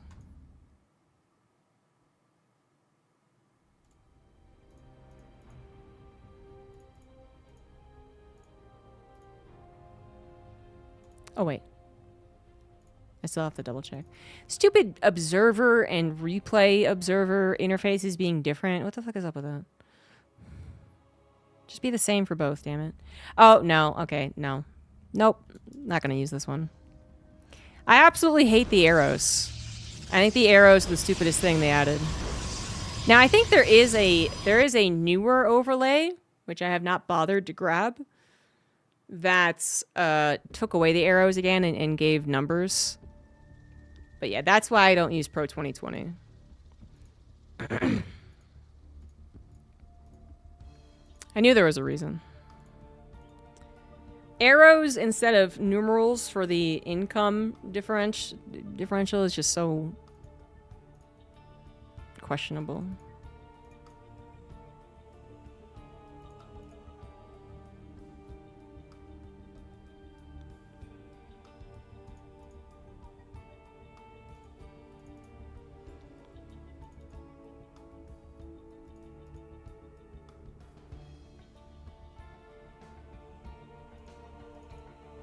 We're gonna go to round 2 now.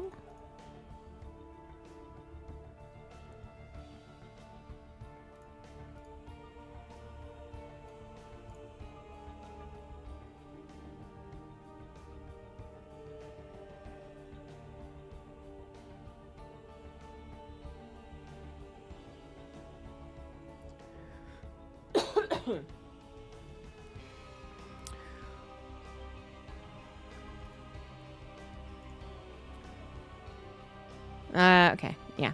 I'm gonna go through all of these. They are maybe better labeled. I think they are better labeled. Okay, cool. They are. Great.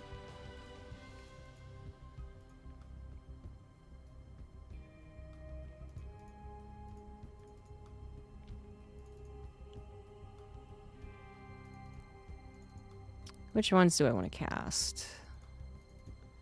Some TVT? Haven't seen that in forever.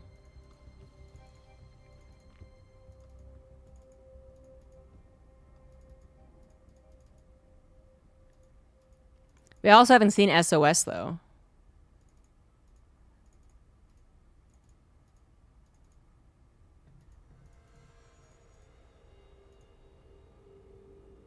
Alright, let's cast some SOS.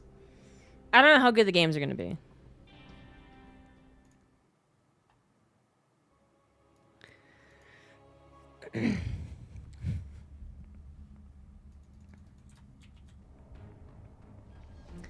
It's a best of 3 between, damn it, SOS. SOS is the barcode, and Nightmare as Nightmare.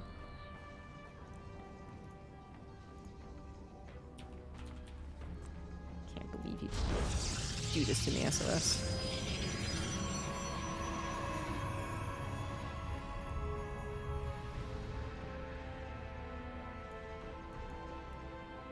Okay, there you go. SOS with the appropriate capitalization. Thank you very much. So we haven't seen SOS in a while. I know that he came back from military and then, frankly, just dropped off my radar. He didn't get to enough events, I'm guessing is what happened. I think he was playing StarCraft, but then he just didn't make it through qualifiers and regionals and stuff. And our last tournament was EWC almost a year ago, so you have to forgive me for not remembering what he's been like. But he did announce that he was looking for a team just a couple of weeks ago. I don't think he's found one yet. There are pickups happening. It feels like every other day, but I'm not sure he's been picked up yet. He is a good choice, and if he does get to GSL, if he wins this qualifier, then it would be a good indication of his potential, because that's what SOS is all about. His potential is limitless. His potential is double BlizzCon champion, multiple GSL winner, IEM winner. He's a lot of things. But that did come with a lot of valleys. There's peaks and valleys, for sure. You'd peak, and then you'd go directly into a valley and lose out in the round of 32 GSL. So I think he'd be the same player, it's just that his peaks and valleys wouldn't be as big, or his peaks wouldn't be as big at the very least. So I don't think he's a player who can come in and win EWC. That would have been the case 7-8 years ago, sure, but not anymore. But I do think that he's a player who could get the GSL, who could get to the round of 4 of GSL. Maybe there's a chance he could win GSL. It's not as stacked of a tournament as it used to be.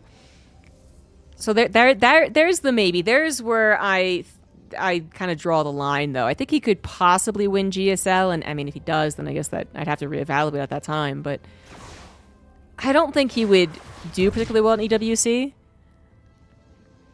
But if he gets there, then that's already such a goal achieved at this point. Like for his presence in StarCraft, sure, but for the money means as well. The money's at EWC, and that's just the truth. And so if you get there, that is... For a lot of these guys, they want more. They'll always want more. They want to win. Sure, that's competitiveness. That's pro gaming. But for a lot of these guys, I think it's just like, oh my god, I can't believe I made it here. I can't believe I get 50,000 just for making it, or whatever it is. But he has to go through a couple other good players, Nightmare included, really. Nightmare is definitely a scary opponent. SOS does seem pretty up to date on his metas, though. Nightmare goes for a very typical 2-gate, which is still meta. He's not doing anything wrong. But we have seen a lot more people try the 1-gate Nexus because Max Packs has shown that it's possible, and because a lot of these guys face Max Packs, and that does seem to be the best answer so far against Max Packs is to do what he does. The time of trying to all-in him seems to be over, so they just do what he does, which is the 1-gate expand. So whatever reason there is, SOS is doing something I would say is newer. And if he knows how to do it, it will put him in a pretty good position. He is ahead by a couple of workers. He did get a Stargates, and now actually getting a Robo. Huh. A Robo. Okay. Nightmare, obviously, seeing all this happen. He wasn't that far behind in his own Nexus, by the way. It really wasn't that bad. I think he just didn't go for, 4 or 6 units before grabbing it, which would have been safe, but completely unnecessary. So it wasn't too bad on the economy, but then he did just lose another probe. Oh my god, he lost 7 probes there. I am such a bad commentator without that pop-up, swear to god. 7 probes go down, a deft goes down. The Oracle does die. But I still don't see a shield battery. And there is a second Oracle.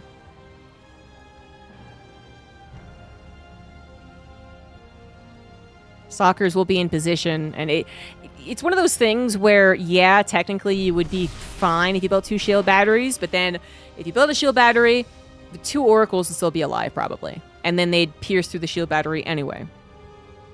But also, you didn't build a shield battery for the first oracle. Oh no, they got me. Well, now I really can't afford to produce 2 shield batteries to be safe because I already took the damage. And also, I have stalkers now, so I really shouldn't have to build a shield battery. I should just have my units in position. But it sometimes... Okay, the Oracle does go down. It sometimes backfires. Sometimes that second Oracle gets all sneaky. In that case, Nightmare not getting 2 shield batteries past the problem is the right call. He does have a good number of Stalkers that can now all collect together, by the way. Literally, none of them have to be left at home for the Oracle. That Oracle was providing a decent amount of offense consideration. Nightmare with 2 less stalkers in this attack is a really big deal, honestly. Because with 2 extra stalkers, we're at that point where he might actually be able to take on that army, even with the Immortal included. Now he's popped the shield on it. He still has Guardian Shield and Force Fields as well. I don't think the 2 extra stalkers actually did make this or break this. But I mean, if he had gone for the throat, it might have. As far as getting that Nexus cancel, that did seem rather assured. Just not enough defense from SOS. That was a pretty far gone Nexus, too. That was going to match Nightmare's Nexus. So that's a very, very painful loss. This did end up being the Charge Immortal composition, by the way. I figured that there would be a Robo on the way. A little overcommitment there from Nightmare by the looks of things. 2 Immortals, twice as good as 1. The Stalkers bit on a little more than they could chew. Bit off. Whatever. And now, Charge is almost done. +1 could be Chrono to be done. He's going to grab that 3rd Nexus. He's not going to try and 2-base all in from this point. It'd be a very bad timing for him to do it. He doesn't have a lot of gateways. He doesn't have those upgrades done. And, frankly, it would just probably be kited all the way to Nightmare's base. It wouldn't work out anyway.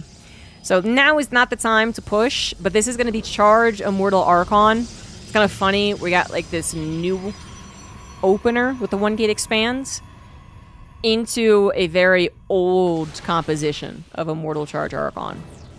And Immortal Charge Archon is still one of the heaviest hitting compositions for PvP.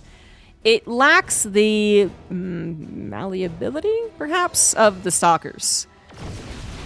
It was a no contest, I think, at one point in StarCraft 2. In Legacy of the Void, even, because that's, 10 years old or whatever. It was no contest. You went Immortal Charge Archon. That is what you did. And then people started doing this Blink thing. The Warp Prism got to be a real problem, so we had to take care of that. And then Blink became even more of an answer. And then that robot that came in briefly to our lives was like, Blink is really, really good. And we're like, okay, maybe it has a point. Maybe the AI will take over. And I don't know. That's a very brief, non-descriptive history of PvP. But the point is, we figured that Blink could actually do better. But this is a heavy-hitting army. It gets across the map with without a lot of kerfuffle, and it puts those Stalkers up against a wall. This army can look a lot better. +2 attack is also the most typical, oldest timing in the books. That does seem to be what SOS is thinking of. Nightmare has his own attack, though. This is not just the Stalkers. This is with the Sentries and the Immortals. And my god, busting through this army is so difficult. And you're not supposed to take a one-on-one fight. You stand still, I stand still. Not Nightmare, anyway. You're supposed to chip away. So he is the one that has to be active here. Kind of low in the Zealot count right now for SOS. Although the Archons and the Immortals are tanky, you do not want to give them the opportunity to focus fire either one of those units. So many Immortals, oh my god. Templar Archives now on the way for Nightmare. You kind of have to match their energy at some point. You do want your own couple of Immortals. You do want your own charge lots for sure. And you do want your own Archons to take care of what can be an overwhelming number of Zealots from the Immortal Archon player. But the Stalkers are the big difference here. And the Stalker Micro, that's what's got to happen. Already taken down one Immortal, hoping to continue popping the shields of the other Immortals to ease the upcoming battle. The shield battery's on the way. Warp Prism for the Micro is available. Nightmare has a chance, but one thing has been desperately missing from his game, and I don't know if he forgot it. I think initially it might have been on purpose not to get a Forge, but you've been on 3 base, full saturation for quite some time, and he never once got a Forge. He's 0 versus +2. That is, I think, the biggest issue. A 15 supply difference, maybe the shield batteries and the Micro make up for that. But a 15 supply difference plus 2 upgrades, I don't know, man. And you've run out of room to really micro your Stalkers.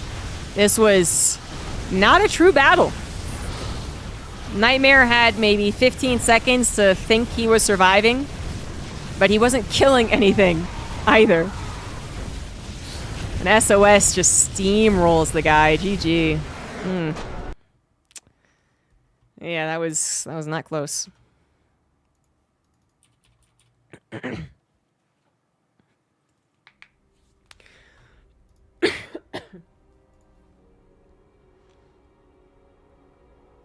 Oh, I got a donation and I totally forgot to look at it. I'm so sorry.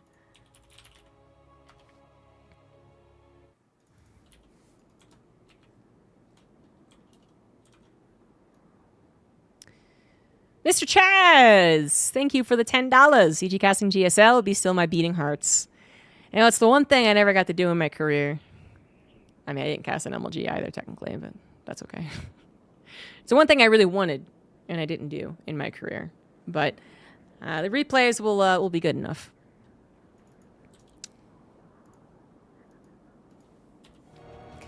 In the bottom left of Amygdala, it is SOS. Of course, he's on the other side. And in the top right, we do have Nightmare.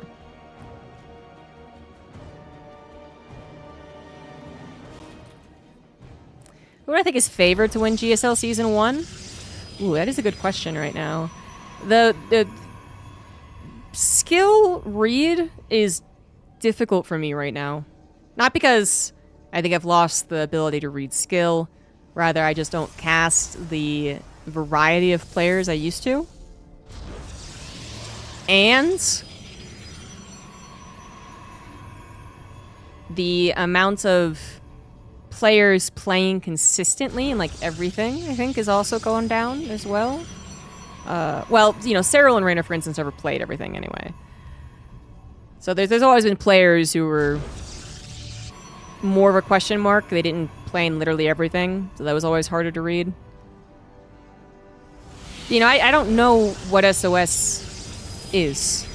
I saw that first game, looked okay. Might have been more on Nightmare's mistakes. He did get himself into a decent position, but yeah, otherwise, I don't have a lot to take here from SOS. Maru apparently is so injured that he has been excused from military. I feel like I had to like quadruple check that information because I didn't quite process it. I didn't know that was possible, honestly. I thought if you were injured, the military was just like, well, we'll wait for you. It's like, they're like Rose in the Titanic, all right?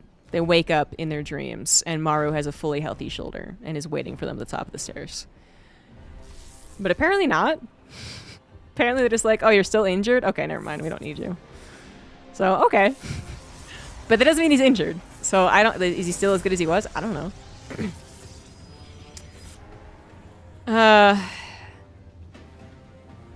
Who else? Who else would I usually say is going to win? I know some players didn't make it. Like, I actually don't know if Maru made it. I just assumed that he did. I don't know. All right. So an even further question mark for Maru. Who else could make it? Hero? Hero could be very, a good choice. Rainer could be. I mean, if he's in form, he's in form. And if he gets through these qualifiers, then I think he has a good chance of winning, actually. It is even more different than it has been in previous years. I mean, GSL has been, a shadow of itself for a while, and now it's, what's shadowy than a shadow? I don't know. But at a time where we did think GSL was weak, the Foreigners still failed. It's true. But I think it's even weaker at this point. So I don't think it's illogical to predict a Foreigner to win. I don't know. It's really hard to say. Really hard to say. Anyway, we do have a 1-gate expand from SOS again, guys. Nightmare did go for his 2-gateway opener, but again, not that much later to the Nexus. He doesn't prioritize building units, because once you see they're expanding quickly, you could produce units to go and attack them. That is true. But if that is not going to be your plan, if you don't think it's going to work, then you just have to catch up on the Nexus yourself. A memory of a shadow, and there you go, yeah.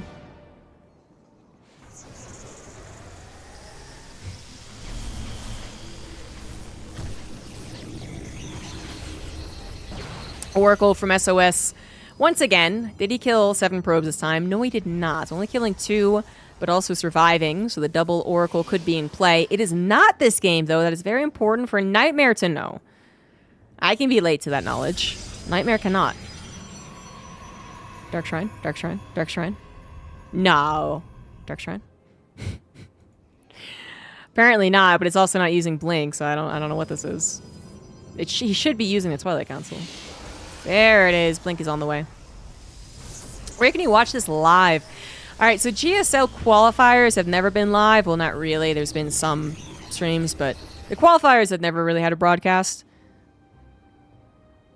The actual season is going to be on Africa TV or Soup. Why do they call it that? I don't know. It's going to be on Soup TV. They have clarified that this year, the live broadcast will only be on Soup. VODs of the live broadcast will be uploaded to YouTube.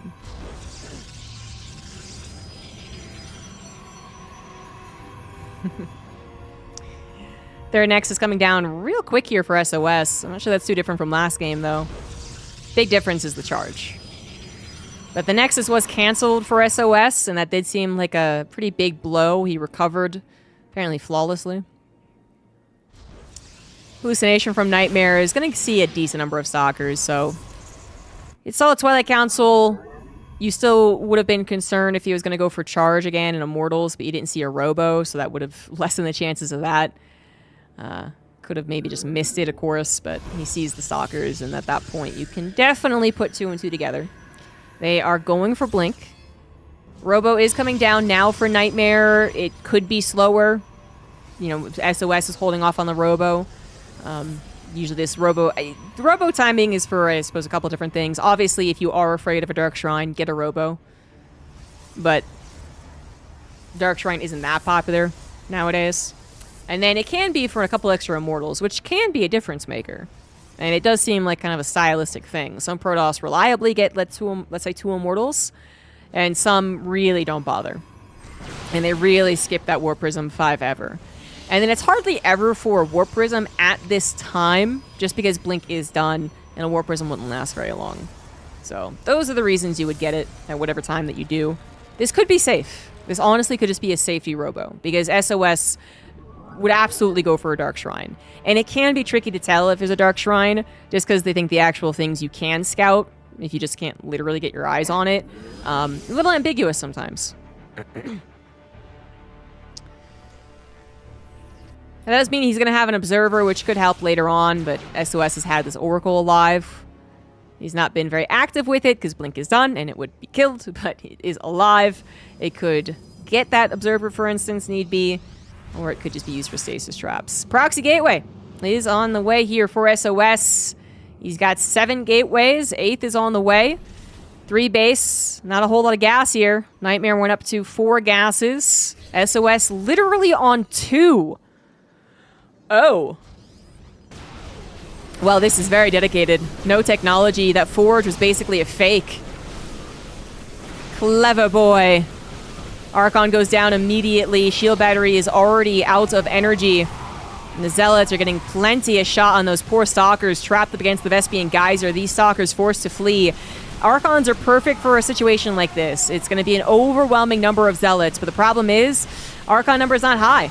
And there is a target that is targeted for a reason by SOS. He wants to grab the Archon. He gets it. Zealots still going to town on that 3rd base. Now more Zealots still piling on in here as all the gateways are done. And about 20 seconds prior to that +1 being finished for Nightmare. No charge of his own either. Immortal popping out won't be really all that helpful, but it's better than nothing. And now you see SOS add on a handful of Stalkers as their micro potential is still very important. Taps the Immortal, gets the shield gone. Archon is in a pretty good position, I must say. And that +1 is finally done. But SOS has already culled the army so much. He's at double the army supply of Nightmare. Nightmare just had no idea this was happening. I didn't until it was already happening, basically. But that was quite clever. The Forge, was it scouted? Actually, the Forge wasn't even scouted. But it was a very convincing fake. That would have just further told Nightmare, like, hey, he's going to use that eventually. And it would have been very, very difficult for Nightmare to scout the gases. Particularly if he thought that everything was hunky-dory. He's not going to send out a bunch of hallucinations if he does not need to. And those hallucinations just might not think of checking the gases, because how many PvPs do you see where a guy's on 3 base, 2 gas? I mean, at least 4, right? At least 3, let's say. At least 3. But anyway, that is SOS, pulling out the tricks, doing a different composition in the first game. And then the second game, definitely a clever all-in right there. Nightmare didn't see the lack of gas, didn't see the proxy gateway, and didn't see any other indicators that would mean that he's not macroing, he's not thinking about the future. So he was just completely caught off guard. GG's, SOS, clever boy.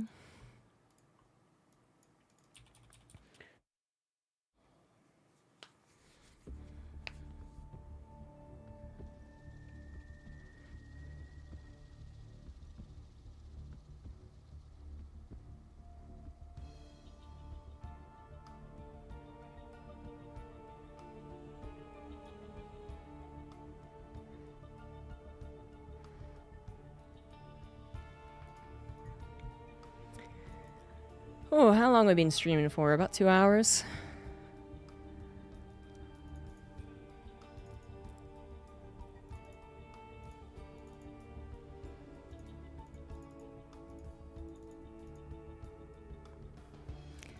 I would be sad if I didn't catch the foreigner victories. That bias, am I right, guys? So I am going to cast Trigger Series, see if he wins. I think this is literally do or die. I have to double check this.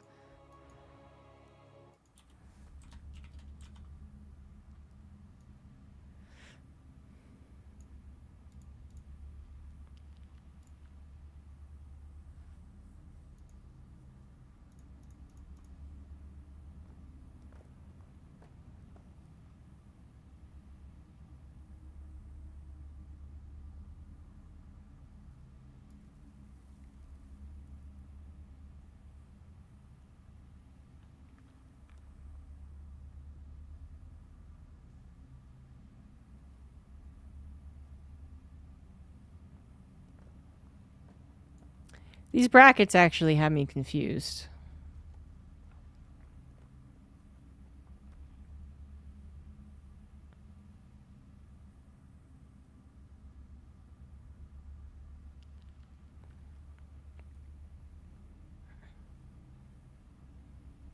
Oh, okay.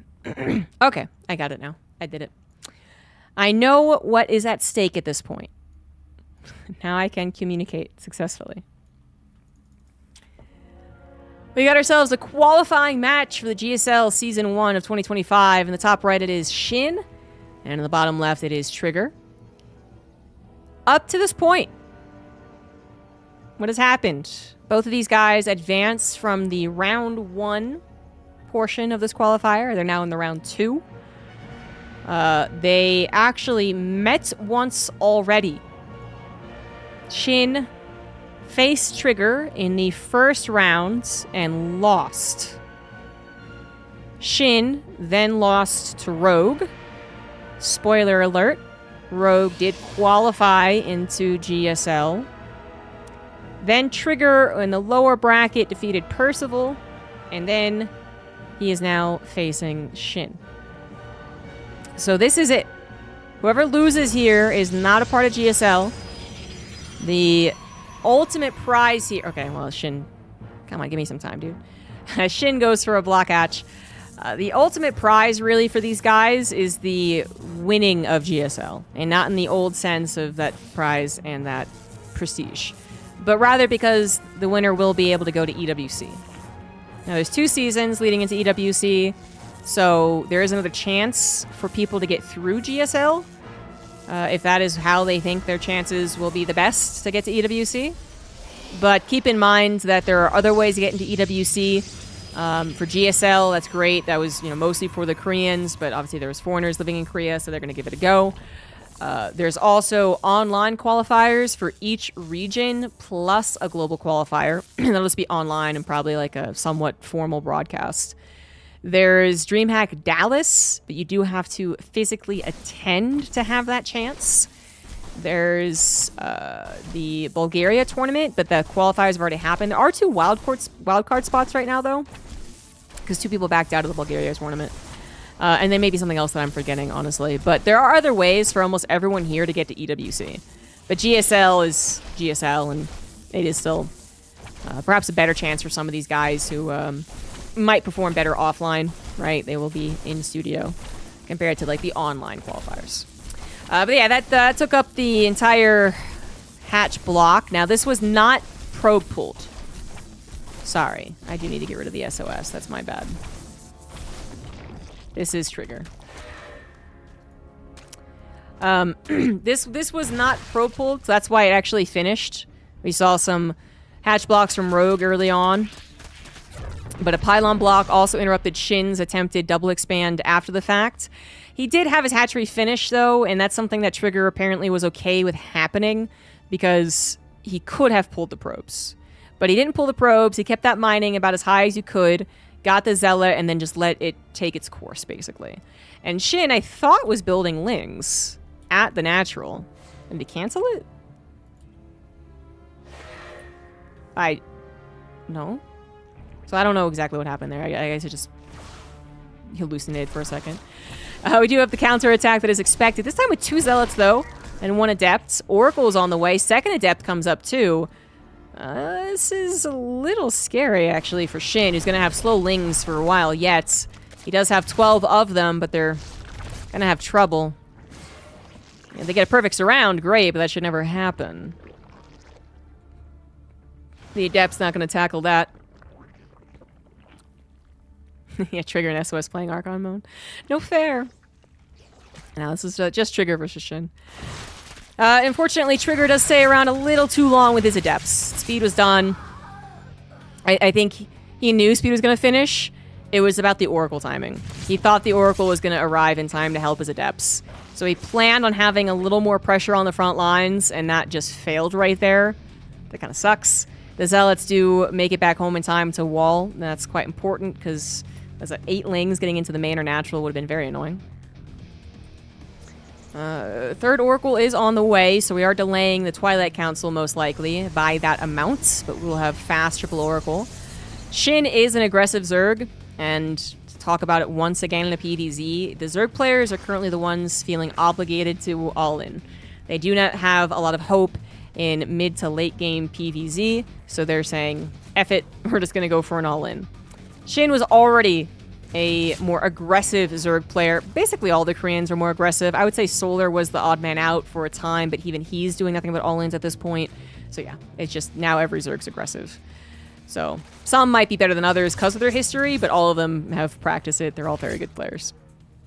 So that's what I think Trigger would have to be most on guard against, considering the meta and considering his particular opponent. They did also play a previous best of 3, and it would not surprise me if Shin won 2 of those games by all-inning. That's how he rolls for a lot of his career, and he's just good at it. 2 drones do go down. Bless children, bless. Whoever made this lobby actually put the game heart on. Bless child. It's not just for the eventual commentators, although if that is, it's very nice of them. There is a game benefit, I think, to the game heart mod, or whatever the mod is called nowadays. I feel like it fixes something, but I don't remember what. But I know I've had the pros say, let's remake with the overlay because of something. So anyway, but it helps me, so thank you. Third Nexus is safe. No problems there. 1 Oracle left at home kind of guarantees that against any modest amount of Lings. And 2 Oracles still trying to, A, get damage done, which they do. But B, and probably most importantly, they're trying to get that scout. They say a lair, and I think both gases and the natural being taken. They might have just barely seen that. As I get cat in my way. Lings, you try and go for a surround, but it's one of those, yeah, I guess that worked. That was just a really good surround on those units. Units were out in the open, and individually, they were not next to each other, so take it while you can. But the Oracle was there to ensure that wasn't as much of a freebie. Hydralisk Den is on the way, +1 missile as well. This is not going to be any type of early all-in. You know, I said Zergs feel like all-inning, and then all the Zerg games I've cast so far have been pretty early on all-ins. Nidus Worm all-ins, Ling all-ins. This I see more of from Solar, and I think is generally more what we're seeing of, which is probably going to be just a real very dedicated attempt to win with Ling Hydra. No, okay, I'm pressuring you, or I've got enough to make sure you don't pressure me, and then I'm going to add an Infestation Pit. That doesn't seem to be the feels right now for the matchup. Very unfortunate timing there for Trigger. He moves out as the Lings move in. 2 probes do go down. Pretty good pull, though. 3 probes. Nexus is now being targeted. That is 3 Oracles, however. Yeah. I mean, without the Oracles, the Lings might have had a shot. But triple Oracle does a lot of damage to Lings. Oh! Well, I was right about the no Infestation Pit, but we are going to have this possible Muta transition / addition. You could actually just throw the Ling Hydra army at your opponent, and then whatever you're banking behind it, get however many Mutas that is. You could. I'm not sure that's really the best option. It is going to complicate matters, as this is an only Stalker army. You know, it's better than a Zealot army, of course, against Mutas, but we're not talking about Phoenix. So you could try and make a real Muta game out of this, but I think more worth it is going to be building, say, 8 Mutas. And then Trigger won't feel comfortable moving out of his base with his entire army. And he might feel the need to get Phoenix. Stalkers try to be aggressive. It was cut a little short, though, honestly. It's not the worst thing, however, as Trigger does have the ability to blink back. But the Hydras are numerous enough to tackle the Stalkers kind of on their own. You know, maybe you wouldn't want to risk it, but Lings were on the way. It's more that the Oracles couldn't help out. The Oracles obviously cannot help against Hydras. So they needed to respect that. Overlord's being misrallied by the looks of things, and that does actually supply block Shin. He has 3 Overlords on the way, though, so he will still have the time to build, let's say, maybe 9 Mutas.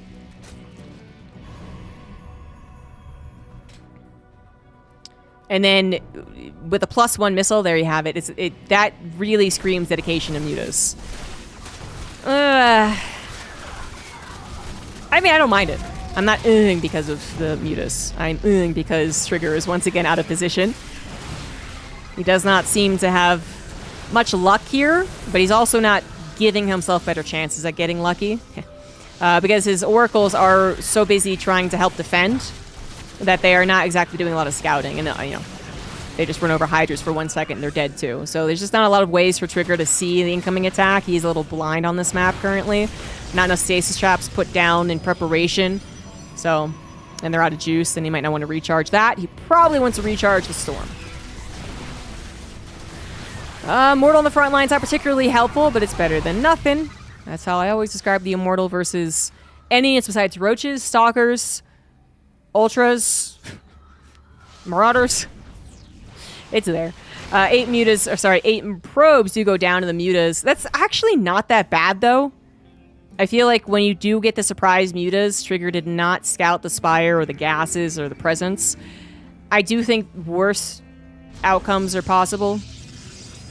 You can have situations where maybe if that was also timed up a little bit more with the Ling Hydra attack, an entire probe line could be killed. There's no defense at the probe line in the main and natural.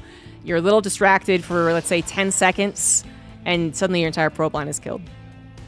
Trigger did have a little more calm as the Mutas showed up after the Ling Hydra attack. He did pull the probes pretty quickly, and he's going to try and get the defenses up. But the first attack can sometimes tell us how the rest of the game is going to go. When you are mass mutating, and we got up to 18 at one point, the bigger issue is whether or not you ever get enough mobility against it. It does look like Shin is going to move on from Mutas, so he got to a very good number, and they've even tackled the Stalkers here. That's very unfortunate. Very unfortunate here for Trigger. Slaps down his Storms, and that could be bad news if there was a secondary attack. Why isn't there a secondary attack should now be the forethought on Trigger's brain. Why wasn't there anything else? And it's because Shin is teching. He's getting to Hive, he's getting Lurkers. So that's not exactly ideal either. But that was a whole series of unfortunate events. The probes in the main being undefended by the cannon. The cannon was going to die no matter what. But the Stalkers trying to take the battle when they couldn't win the battle is the worst case scenario. If they don't take the battle but they're alive and all the probes die, that might have actually been a better scenario. But the probes died and all the Stalkers died. And then he used a bunch of Storm energy on the defense, and it just does not feel like a very good game for Trigger. The Mutas are so good at causing that confusion and chaos, and he is Trigger's pretty much dead, I would say. The immortal count has been building rather steadily, but only off of one robo, so this might have been because he figured lurkers would be on the way after seeing the hydras. No cancel, by the way. But you need that other army that he had lost. And even with the stalkers, he was again out of position, letting those lurkers into the choke on top of the nexus. What do you do against that? Good recall. Might have been tempting to try and just outrun that army and break up the zealots, but I think the recall was better. Try again later. Lurker upgrades are on the way. Still 11 lurkers with +2 missile. Trigger's been on +2 attack for a while, decides that +3 is a worthy investment, but he's lost his 4th base multiple times, been delayed for so long. And now he's going up against a double-pronged attack. He does get those stasis traps on the right side, though. Beautiful stasis traps. Okay, that might have just saved his life. Archon does go down in the front, and I don't see those storms. They're all gone. They're not getting recharged. The hydras are ripping through the army, and it did not save his life. It just made it look a little more possible. But it turns out the lurkers weren't even necessary. Trigger has been playing a bad game for a while, I think, at this point. Might be better to cut his losses. Or maybe he's taking these little individual battle victories to heart as his immortals to take on lurkers. He's doing the NA thing, it feels like.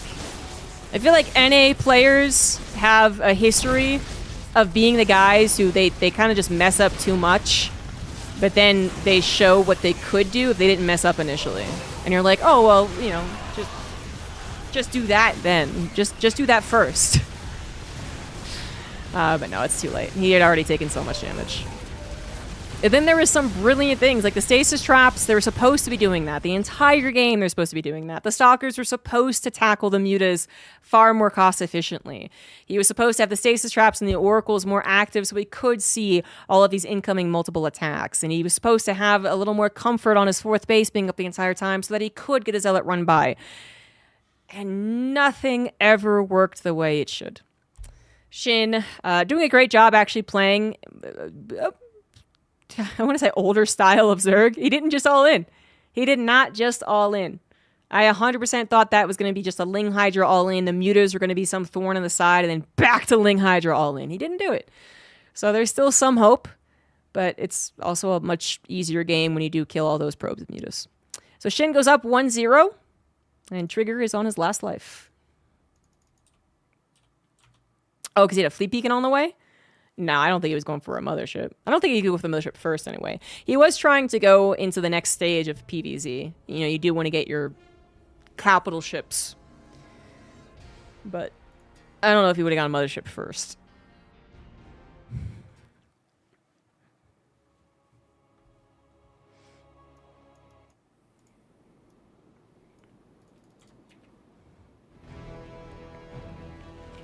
Up 1 in the bottom left of Amygdala is Shin.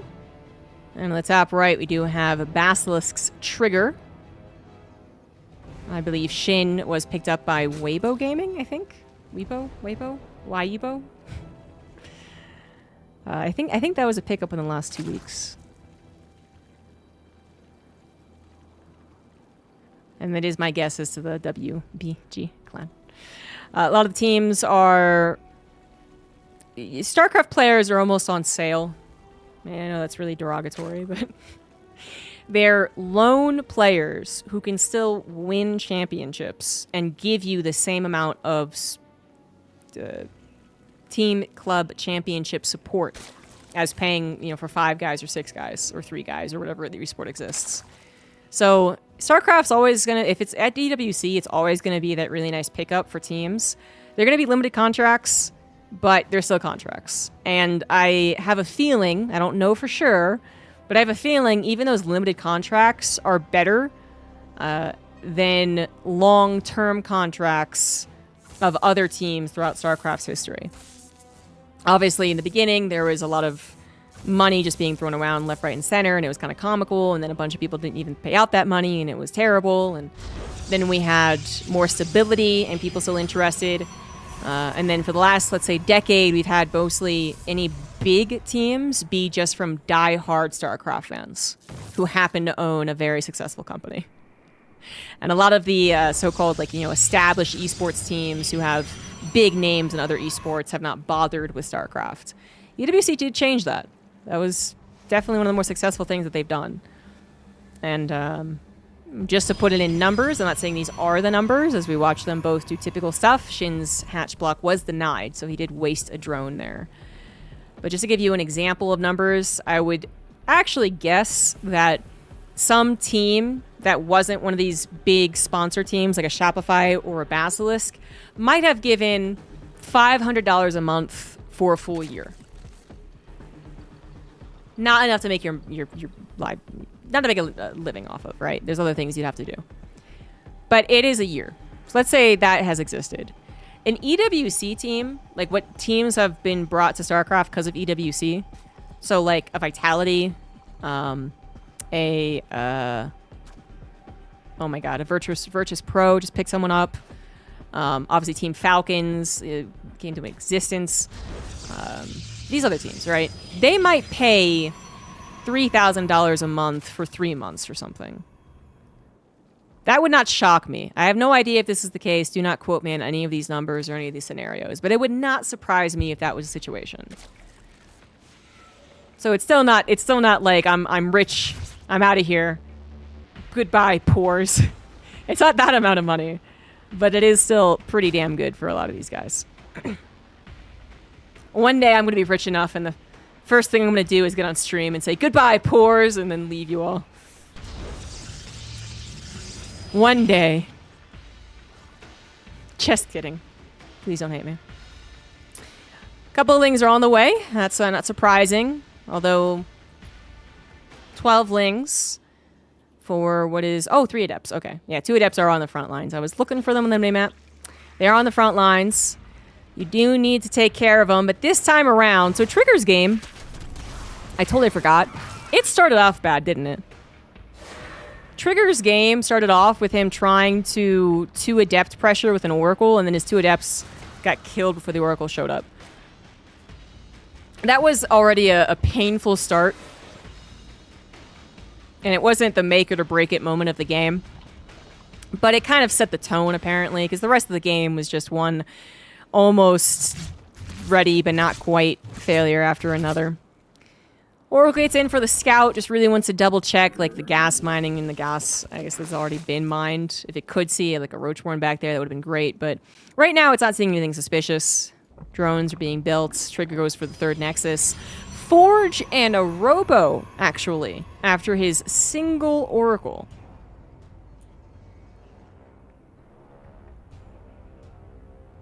Wow. It's been so long since I haven't seen some type of Twilight Council coming down first. I'm flabbergasted. It does eventually come down. I was going to say, I don't think you really play into the mid-game without it, but it is coming down last. You might have a faster make of Colossus. Thinking long-term here. We haven't, there's been so few PVZs that have even gotten to a point of Colossus, much less to the point of any type of Colossus attack. Remember when we had those? Remember when a couple of Colossus would go across the map with some Stalkers and be like, hey, Zerg player. It's been a while. 6 Adepts still alive, great shade out, as the attempt to go into the 3rd was not a success. Might as well just get out of dodge. 1 Oracle should be a little weird for Shin, by the way. As he sees no Oracle at the 3rd. His eyes are narrowing. He's the Fry meme right now. But what that really means could be a lot of different things. It could mean much faster, let's say even Resonating Glaives, although you would see more Adepts. Could mean much faster Blink Charge. It could be really fast Temple Archives, actually. You know, I feel like this could even have been some type of... Oh man, who are they giving credit for the build? But it's the Archon drop. But different than like what Zest was doing back in the day. Ah, damn it, I've already forgotten. So many PVZs, all about being what the Zerg all-in is. That's mostly what my narrative's been directed towards, but this is not that anyway, so it's not terribly important. This was an emphasis on Storm, but not with the Archon drop. So Storm is already being produced. This Overseer gets a pretty damn perfect scout. I mean, it sees everything. And the timing of which it sees it is with plenty of time to prepare and maybe even change your mind. An Infestation Pit was already on the way, though, so there's only so much mind changing that can be done. But Shin, being, in my mind, one of the more aggressive guys, in an aggressive meta, is going against the grain. He's being a little hipster right now. It's like everyone else is doing it, so I don't want to do it. He is going Infestation Pit Hive, Mass Lurker. Cool. It's been a while. Storm is almost done. +2 is on the way. Trigger is going to be in the best position possible defensively. But on the other hand, Shin is also doing the best possible build order that he could. They just haven't done anything to each other. Aside from the Adepts trying to and failing, nothing has really happened in this game. So it is all about the clash of the Protoss vs. Zerg armies. I was going to predict to attack 2 first. Warp Prism is on the way for Trigger, so I think he is going to make the move out. You don't typically want to let Lurkers get to your base. That already puts you in such a weird position.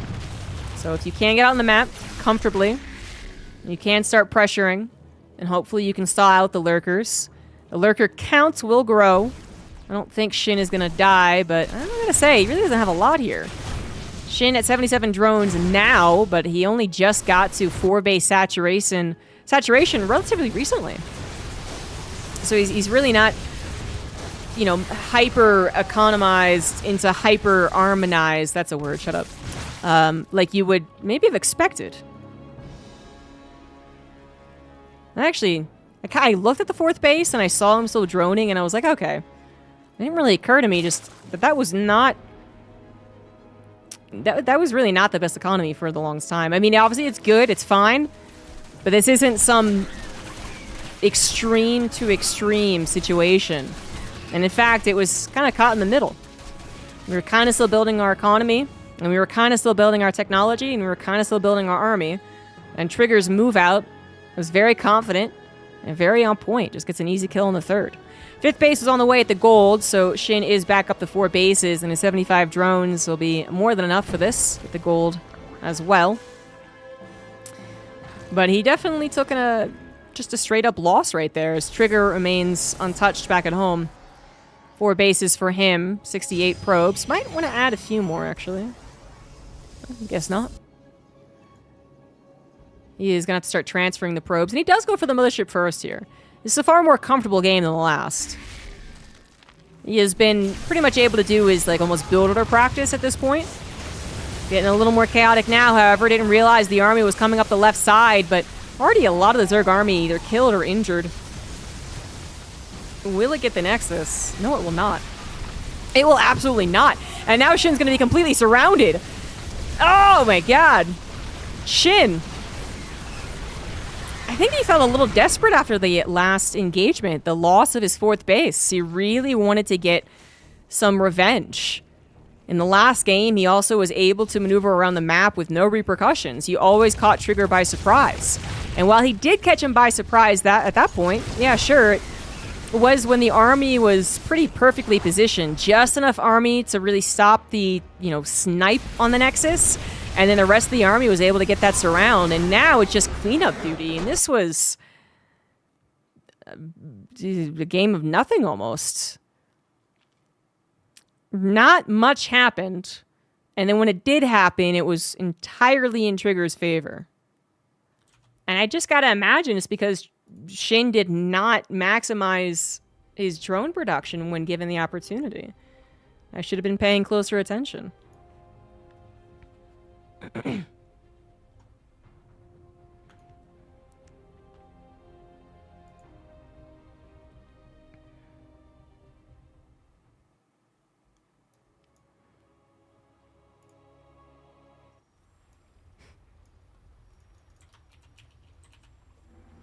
The last game will be on Ultra Love, bottom left Shin, top right Trigger.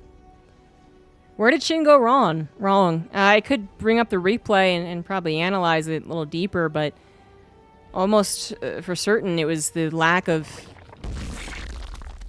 powering economy into powering army. He got to saturate his 4th base, not even fully saturate it, when I went to check on him. I think it was around 7.5, 8 minutes, I think. In a game where not much happened again. This is the kind of important part, right? If you're not going to get to 90 drones by 8 minutes, there's a lot of reasons in StarCraft why you wouldn't be able to do that. Okay, that is exceptionally dangerous. And I don't think Shin had to go up to 90 drones, but, you know, to get up to 4 base saturation as soon as possible would be any Zerg's goal, anyone's goal, really, if that's a macro game goal. But you have to consider all the other things that can happen. The Oracle needs to be dealt with, so you got to build spores, so that's less drones. Or it kills drones, so that's less drones. The Adepts did have to be respected, so you did have to make Lings, so that's less drones. And then you don't know exactly when their move-out timing is. You see that they're building up to charge Archon Immortal, basically. And there are some Stalkers, but yeah. And that could occur instantly. There could be a Warp Prism already waiting with the army, or it could occur in 30 seconds because you're waiting for the Warp Prism. You're waiting for +2. And it feels like Shin... It looked like on the production tab, like he was playing this ultra extreme game where he was just like, gotta go fast, gotta get drones, gotta get bases, gotta get technology, gotta get to Hive. But it really wasn't that, I think, powerful in the economy. That it was, okay, I got here, and I got my technology, boom, 50 Hydras, 15 Lurkers. Because that's what I thought was going to happen. I was looking at Trigger's incoming attack, and I was like, well, Shin's probably going to make his Lurkers. There's going to be like 10 Lurkers, and then it's hard to break that. And there was like 3.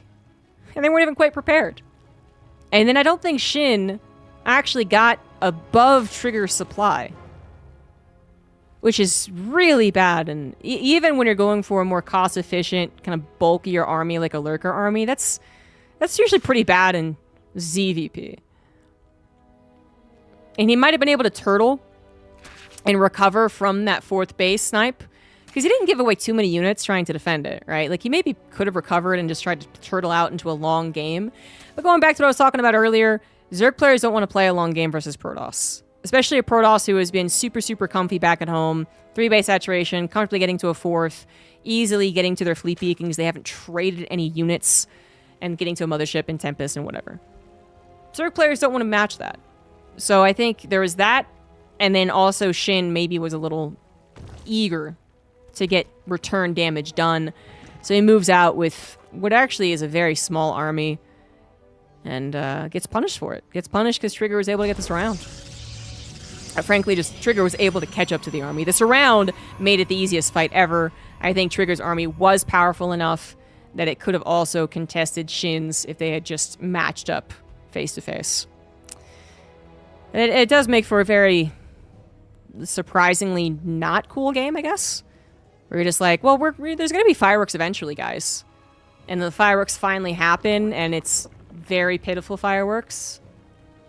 And you're wondering if it was really worth going outside with all the mosquitoes biting you, and you're like, I don't know. Was that worth it? I don't know. The fireworks, I guess, were great if you were a Trigger. That was perfect. That was ideal. He's now going to change the pacing up quite a bit. We had a kind of more back and forth first game, even though it was all not favorable to Trigger. Second game was a total macro game that ended at that 4th base almost. Like, Trigger was just undoubtedly in the lead. And then, for the third game, we hit them when they aren't expecting it. We go for the Resonant Enclaves very early on. Stargate did produce a single Oracle, which might be suspicious. But Trigger did do this last game and then played nothing but macro. There's a little conditioning that Trigger is working off of right now that could be brilliant.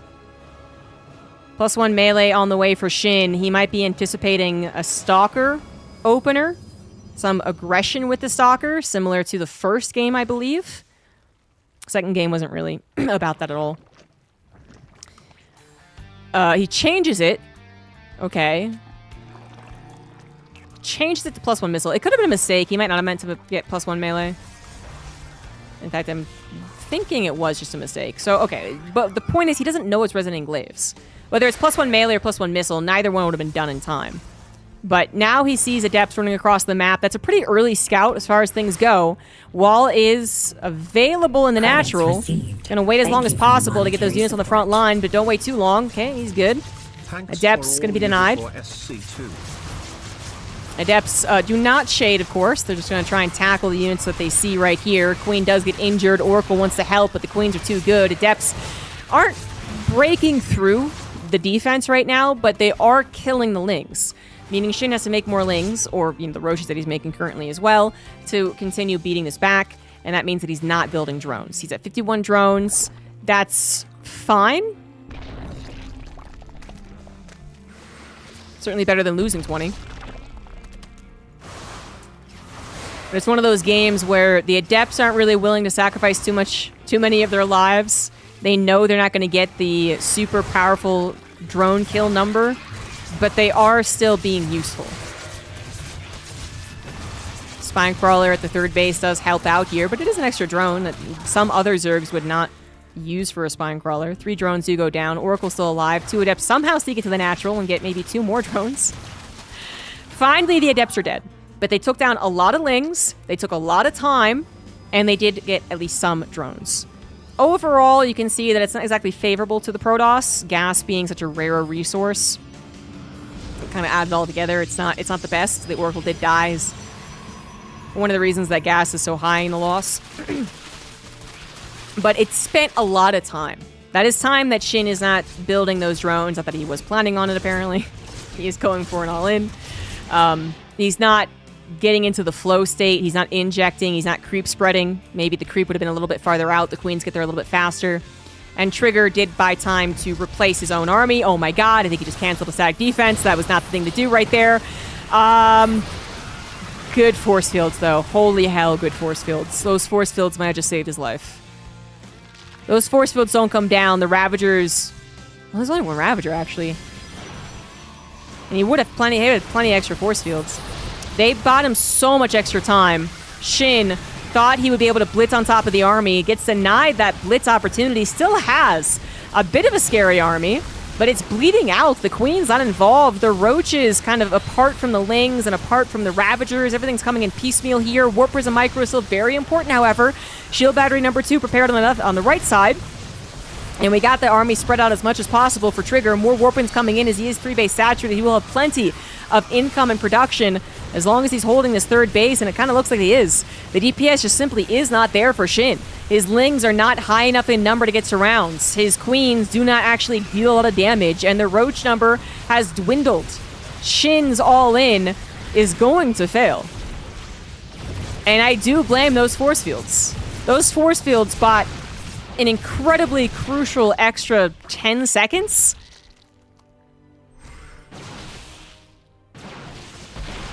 And Shin might have been trying to blitz like he was, not bothering to wait for Ravager production because he thought he was on a timer that maybe he wasn't. Obviously, you're always on a timer when you all in, but I mean, Trigger, I don't think he realized that was on the way. I mean, he canceled a shield battery or something. Shield battery or cannon, I believe.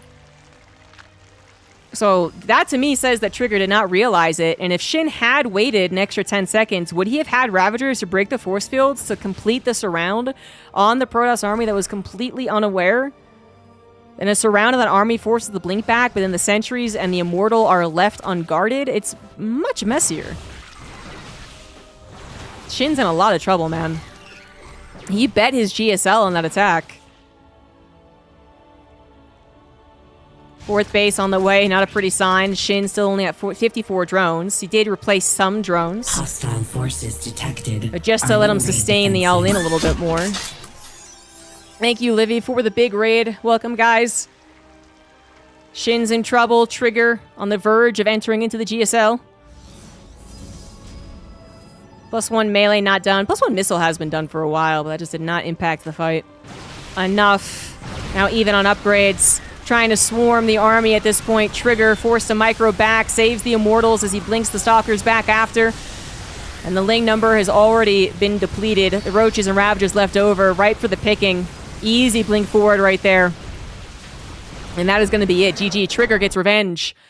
He was defeated by Shin in the upper bracket. and takes his revenge in the lower to qualify for GSL Season 1. Shin will have to try again for Season 2.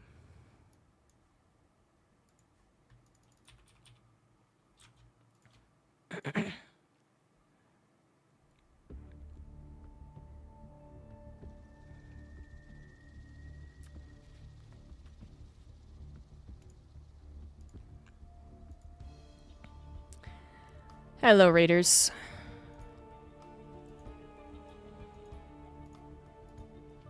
Got another donation? 2 donations? Hansmuff666 the $10. Thanks for all you do for StarCraft 2. Thanks for all you do for StarCraft 2. Thank you for your support.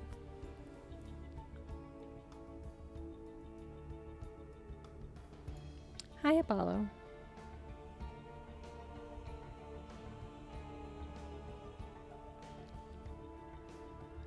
Oh, let's do one more series.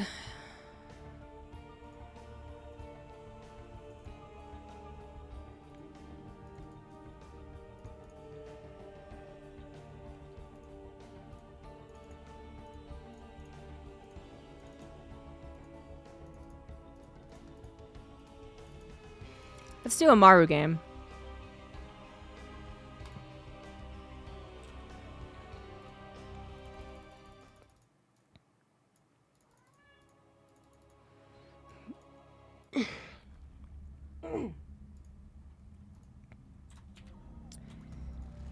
It's the qualifying match for the GSL. In the top right for Team Vitality, he is Maru.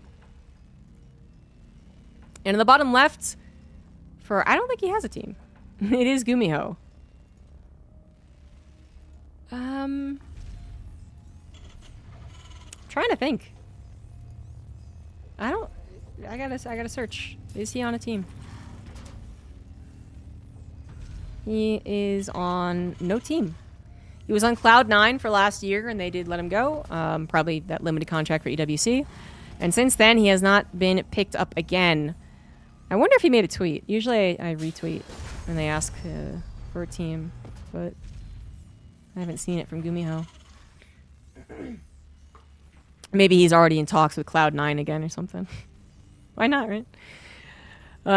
If they can't get a better pickup than Gumiho, which, arguably there are better pickups, there are definitely teams, believe it or not, there were absolutely teams that were hardcore negotiating to try and steal Cyril and Raynor. For sure. Maybe Clem as well, and maybe 1 or 2 other pros. But I definitely heard some pretty high figures for these teams that come in only for EWC. They pick up StarCraft players, and they're like, who's guaranteed to win? And a lot of people would have told them Cyril. A lot of people. And I think he was getting some pretty insane offers, but stuck with Basilisk.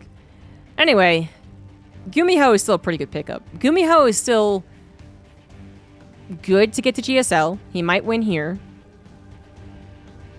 I don't think this is do or die. I think this is the winner's match. Let me double check that before the Gumiho and Maru fans give up on life.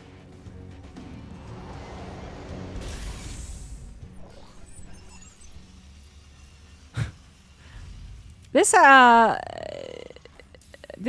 might actually be his only chance. This actually might be do or die. This is either Maru or Gumiho qualifying. Wow. Okay. How about that? Prepare the Sudoku.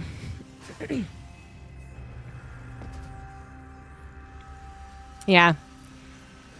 Hard choice. You could love both these players. Maru, arguably the GOAT. He does have a significant shoulder problem that has kept him even from military service, so that is worth considering. Gumiho, a trickster, but also, weirdly enough, one of the more dependable anti-Maru Terrans out there. For some reason, that's still a little weird. Even when Maru was a godlike TVTer, and he's still freaking good. he was one of the rare Terrans who could take Maru down in TVT. Just a perfect mixture of his ability, his overall skill, with his kind of off timings, off decision making, just different from other Terrans. I don't know, surprised Maru. And then people started to copy Gumiho and what Gumiho was doing to try and beat Maru, and it did work for a time. Now, arguably, he is the GOAT. No, it's definitely arguable. My money is on Cyril, by the way. But let's not start that discussion again. 3CC is coming up for Maru. So TVT, I haven't cast a TVT in years. Not quite that dramatic, but it's been a while. 3CC is coming down for Maru. This is not common. Gumiho is doing the most common thing. He is going 2 base 1/1/1. Raven coming out, tanks coming out. You know the drill. Maru slips that 3rd CC in, and as long as something doesn't literally scout his main base, which is quite common in TVT, you do not scout each other's main base. That happens in a lot of games. Maybe you do with the Reaper, of course, in the initial first 4 minutes, 3 minutes, 2 minutes, whatever it is. It's already 4 minutes. But you don't get it again. So this is more common than you would think. This 3rd CC being gotten and actually getting the reward as well. So what can happen from this point on, right? Gumiho couldn't stop the 3rd CC. Even if he tried, it would have been very difficult to get a cancel on an in-base 3rd CC. He's going mech, by the way. But what can happen now is that the 3rd CC could stay up there indefinitely. You do sacrifice some amount of army and or technology sometimes to get this 3rd CC. And then the opposing Terran does a very typical tank Raven move out, says, I'm going to try and press your natural. You don't have a lot in your natural. That's kind of weird. What's going on? Oh, you have a 3rd CC. Just kidding. I'm just going to stop you from ever getting a 3rd CC. Oh! I love it, Gumiho. I love it. Okay, so that was really cute. Gumiho, first of all, he scanned the main. Terrans are such greedy bastards. They would never do that usually. He scans the main. He saw 2 barracks. Or did he see 2 factories? Hold on, I got it. I'm sorry. I'm gonna replay. I'm gonna use my replay powers. Hold on. They were barracks. Okay. So he sees 2 barracks with a scan. So Maru scans first. Maru's like, okay, you're going mech. All right, you're Gumiho. That's not exactly surprising. Oh, and then the scan comes down. I thought he scanned twice. I guess I just heard Maru scan.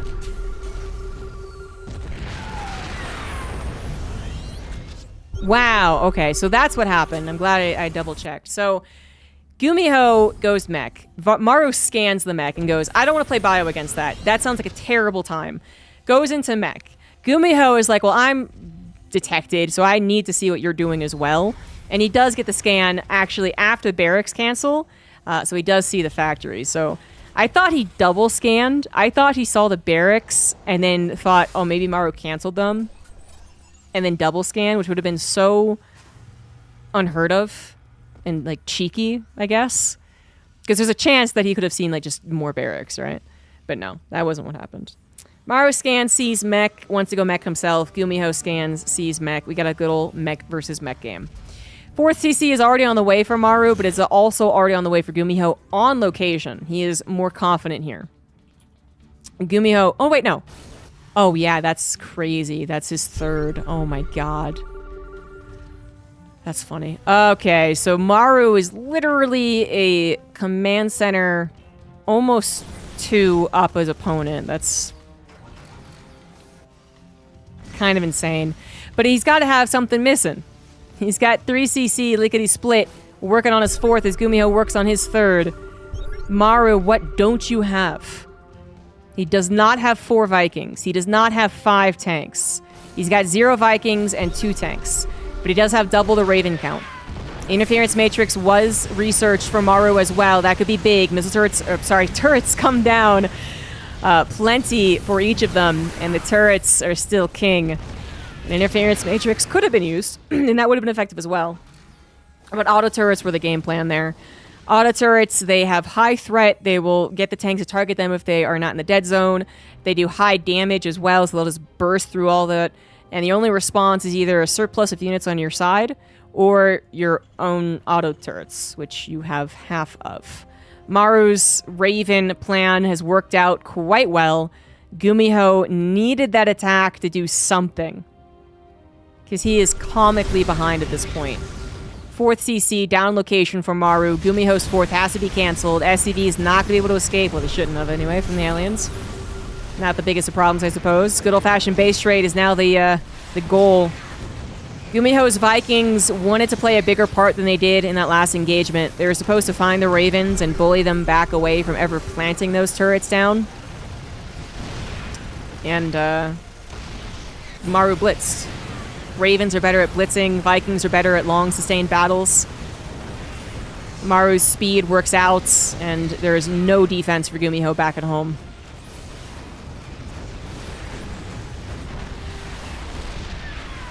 These are good units. Tank Viking is a great combination, but losing a tank that gets too close to a Cyclone's not what you need here from Gumiho.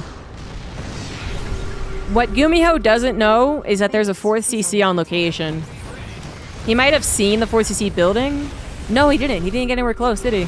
He has no idea. Gumiho is going to tap out. Not much hope. Even less hope than I think he realized. GG's. That was one of the quicker mech games I've ever seen. Mech versus mech ending before 9 minutes.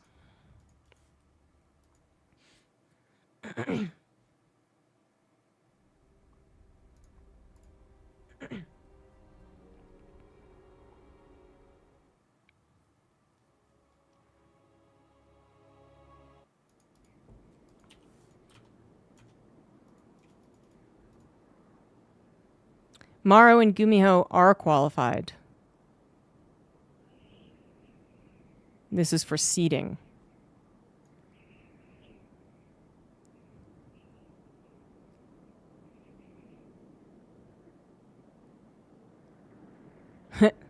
Good news for the fans of both players.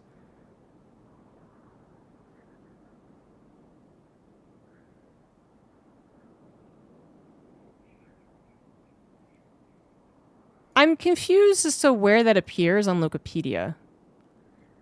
Because I don't doubt you. But this is why I've been confused by the brackets this entire time.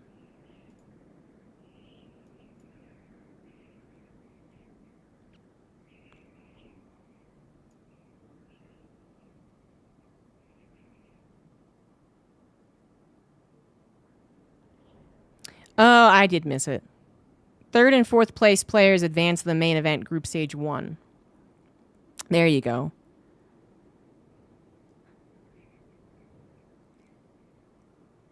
And then for losers, 1st and 2nd place players advance.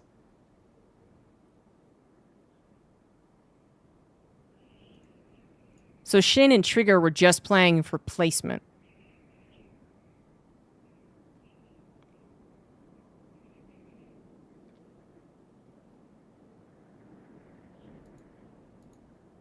But Shin is actually out. Sorry. Credits received. Thank you for your monetary support. I forgot about donations. This roller coaster. I'm on a roller coaster. Oral have it. Thank you for the $10. I forgot about donations. I'm glad you remembered.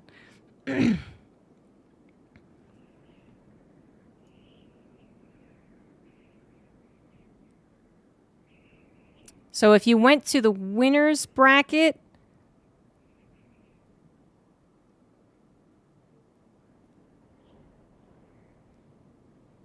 no, Wikipedia is right. I have no doubt that it's right. I have doubt that I understand it. So winners, top 4 get through. This is what I would prefer them to preface with. But stage 2 winners, 4 get through. Top 4 get through. In the losers bracket, it sounds like top 2 get through.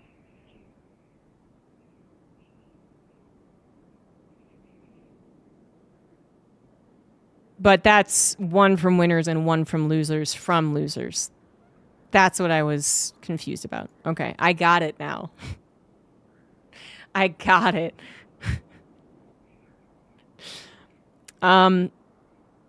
Okay. Yeah, Eon Blue, you're not. I appreciate the help, but you with more text aren't actually helping me. I don't think anyone could have helped me with text, honestly.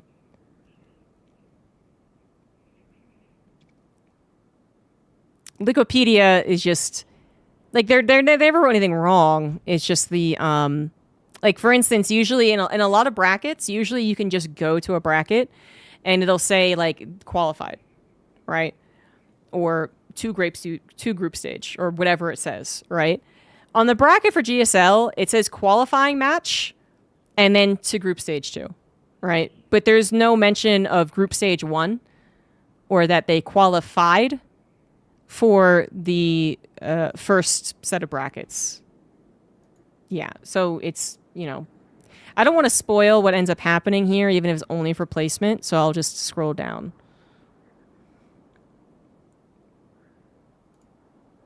Not the right one. That's the right one. Yeah, so I was so confused because it looks like the same setup.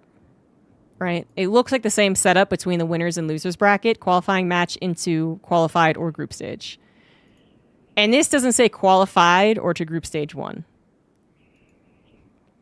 That's what I was expecting to see and why I've been confused for a lot of this time. But what they really mean is, like, this is basically a qualifying match.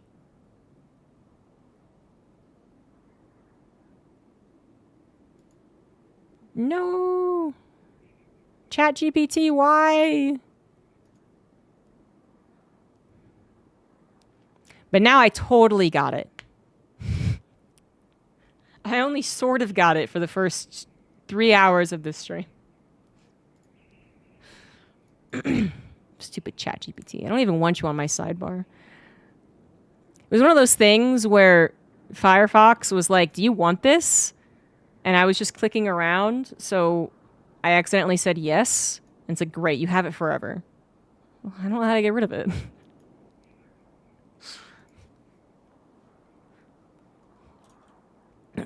Okay. So there's not nearly as much on the line for this one. There was a lot on the line for the Trigger Shin series.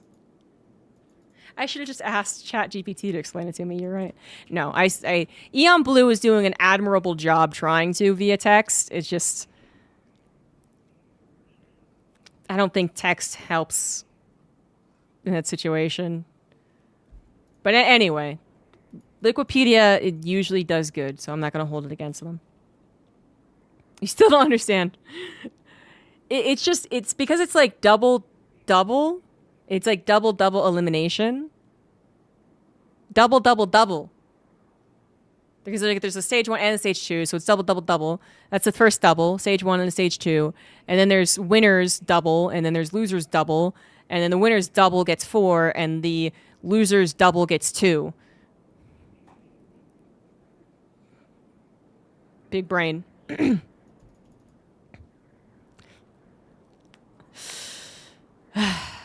So 12 people make it through. That was also what the freaking I was questioning. I was like, I didn't think 16 people got through. And I was like, but I don't understand what I'm looking at in these brackets, so I'm not even going to try. All right. We'll explain for the YouTube audience as well.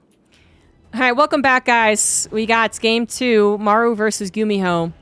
I've cut out a long, elaborate process of me in the chat trying to figure out the brackets here, but we've finally come to a conclusion. I totally understand the GSL brackets now. Shin versus Trigger was a losers bracket, losers side of a double elimination bracket where only one person got through. So that was everything on the line, and Shin did not make it to GSL, Trigger did. This is the winners bracket. And in the winners bracket, if you make top 4, you win. So these guys are just playing to advance farther into GSL. So I gave some of you a panic attack When I said that either Maru or Gumiho will make it, that's a lie. I'm sorry. I was testing your heart. Both of these guys have already made it. The question then is, will Maru get an advanced placement to the second stage, or will Gumiho? And it's 12 players in GSL. So not a lot. But if you do win here, whoever wins in this best of 3 will avoid the first round matchup. So good news, you can once again cheer for both of them. Gumiho is cheesing. He kind of got bodied in the last game. Maru got away with a 3cc. For all that was really necessary to say you got away with it, there was no delay on it. Excuse me. And the 4th base was even on the way. And actually completed when Gumiho tried his attack to punish Maru, and it failed miserably because Maru had double the Ravens. Sorry. Continuing with the mass amount of confusion. Maru did win game 1, as I was trying to explain. Gumiho lost in a rather one-sided fashion, now tries to immediately flip the script by going for 2 racks, one which Maru was able to scout because he bothered SCV scouting, perhaps figuring, yeah, you would try and do this after such a loss, and he was able to defend rather perfectly. He was going for a 1 racks expand, so he did have to interrupt his own plans to defend, but he made sure there was no way he was going to lose to a 2 racks, 2 bunkers against this. That's pretty serious defense. Command center is now on the way. 3 Reapers get a little bit of a delay on it, and that's certainly something. It's getting to be a significant delay, I would say. Is he going to get a cancel? Is he going to get KO? Oh my god. Oh my god. Well, that's actually very good. Not a delay. More than a delay. 300 minerals saved, 100 lost. For having the audacity to plant a command center down and the Reapers could touch it.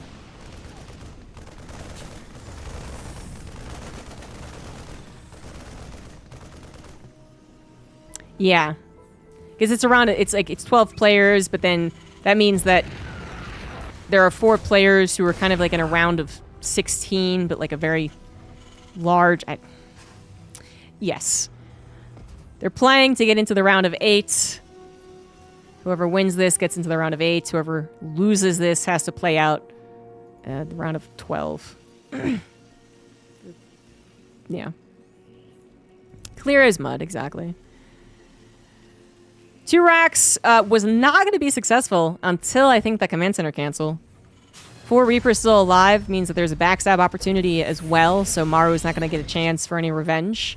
Gumiho can safely plant his CC on location, and he is getting his own 3rd CC. A little bit slower than Maru's. A little bit slower. Gumiho got his Reapers. He got that 2nd barracks, which might not be useful at all. He's going to go mech again.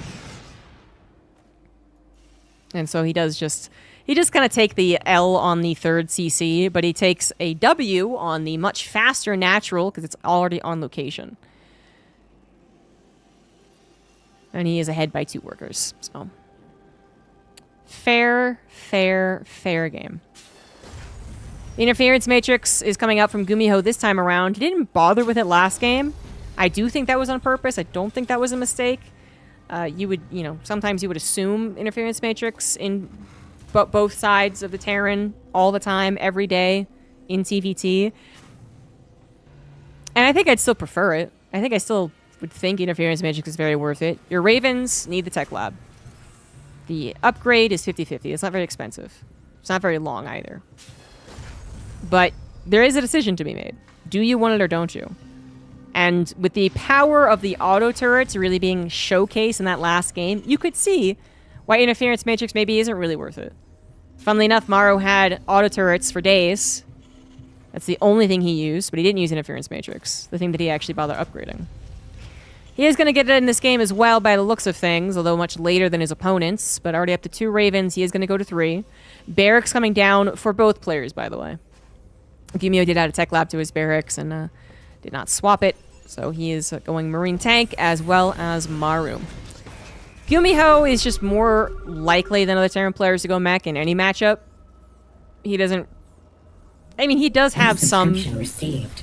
Apparently you are doing something right, Captain. I'm not gonna say health problems. It's not health problems. He doesn't have health problems, but he has been seen as a slower Terran than a lot of other Korean Terrans for his career. I don't think it's inaccurate. I think for the most part he is a bit slower. He has had his really good days though, where he's just as fast, and he's still overall fast. But I think when you compare him to a Maru who doesn't have a shoulder injury, and yeah, he's gonna be slower. So that has sometimes been one of the reasons it's been like, oh, maybe that's why he's throwing out mech and something. In some TVZ or TVT. But for Maru, I think a big reason why he would go mech is because it is easier on your wrists and shoulders. And he absolutely has a shoulder injury. But it seems like he really didn't want to play bio versus a mech player, or he didn't find it to be an acceptable composition for how fast he was going to have to defend. But it also could have been that he did not want to play bio versus mech. Bio versus bio, I feel like is actually just easier than bio versus mech. Like both bios being the type of composition where you need to zip all over the place is basically all matchups. If you go bio, you're trying to drop and multi-harass and attack from different locations and spread your concave and do all the very fancy things. But I do feel like mech versus mech is easiest as far as the APM necessity. Bio versus mech is the most annoying. And bio versus bio, well, that's just classic TPC.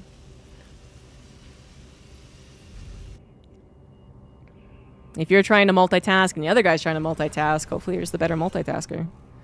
Generally, Maru would be seen as being the better multitasker, but I don't know. Times have certainly changed. Gumiho has a reliable record against Maru over the last couple of years.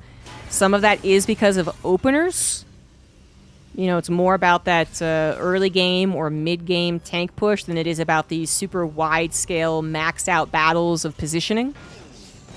But some of it's not. Some of it is just Gumiho playing a better overall TVT than Maru. 4CC on location for Gumiho. He's just feeling very confident. Maru is playing mostly defensive. He does send out a squad of Marines. A little supply depot scout as well. Marine scouts or whatever that was. Cyclone. Does see the army on the left side. And that's just a good place to see it. I mean, it's not close to Maru's third, but his own army gets scouted. Gumiho also sending out these Marines. Dotting the map, make sure it doesn't get surprised. All of them have a pretty healthy tank count too, so being able to set those up means you shouldn't be overwhelmed. Maru could drop on the tanks, of course. But that's not going to happen now. Mech versus bio is pretty easy. It's, you know, both have their challenges. But that's why I was trying to specify on, like, the APM and the actual hand movement, I guess. Hey, State. Pig General, thank you for the 27 months. Maru is going to go for the double starport. This makes a lot of sense, though. There has been an attack. No one's really tried to pry open a weakness that they've seen, because I guess there hasn't been a weakness. But no one's really tried their damnness to. They've not been picking up a bunch of medevacs and doom dropping, right? We're at a pretty stable 4-base versus 4-base scenario.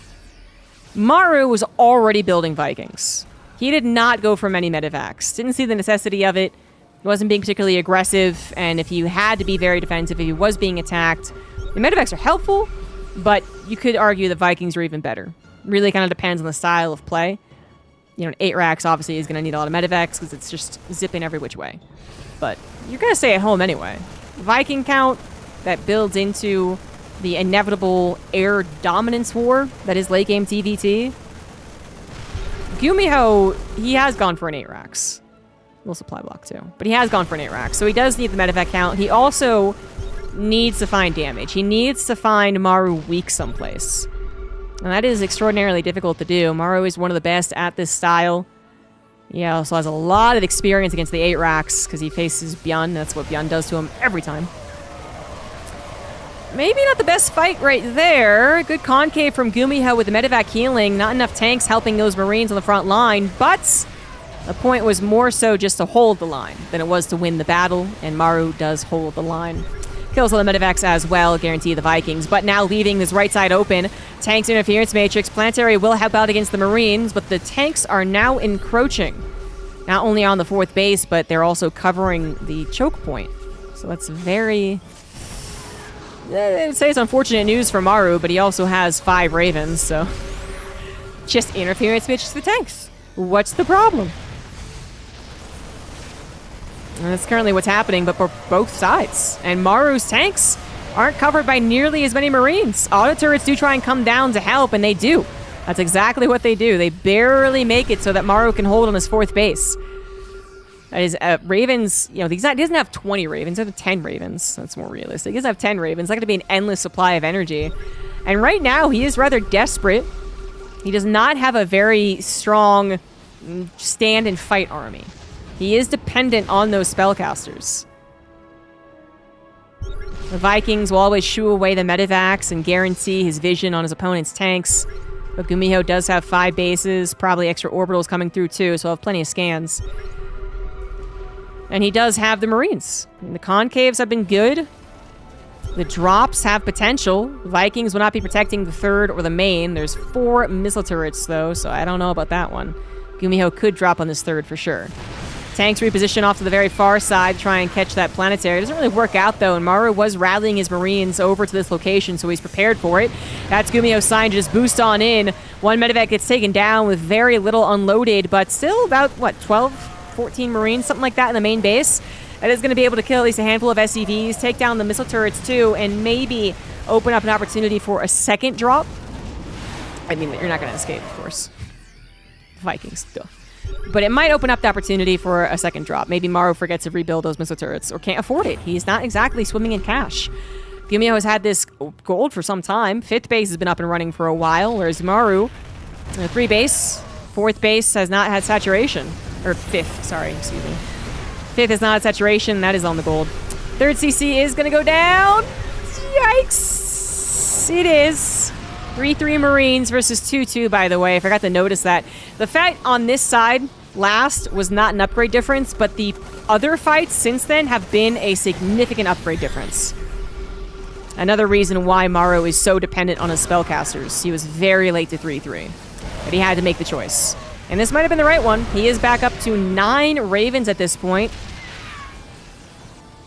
We can absolutely interference matrix and auto turret. Liberator is now making an appearance. Nothing that Gumiho can really do about that, unless he wants to sack his Marines on the Liberators. Ghost Academy is on the way. Hello? Hello? I am far more excited about the EMP than I am about the nuke. I hope there's both. But I think an EMP could be brilliant. I'd be so happy if he did. Perfect time when the medevacs army's out of position and the missile turrets are not ready yet. That's also 5 medevacs instead of just 3. Tank does unload, does not siege up particularly quickly, and it does look like Maru will be able to respond, but then at the attack at the 4th base, that's the now big problem. 7 tanks! He's got so many tanks that are not in position. What happened there?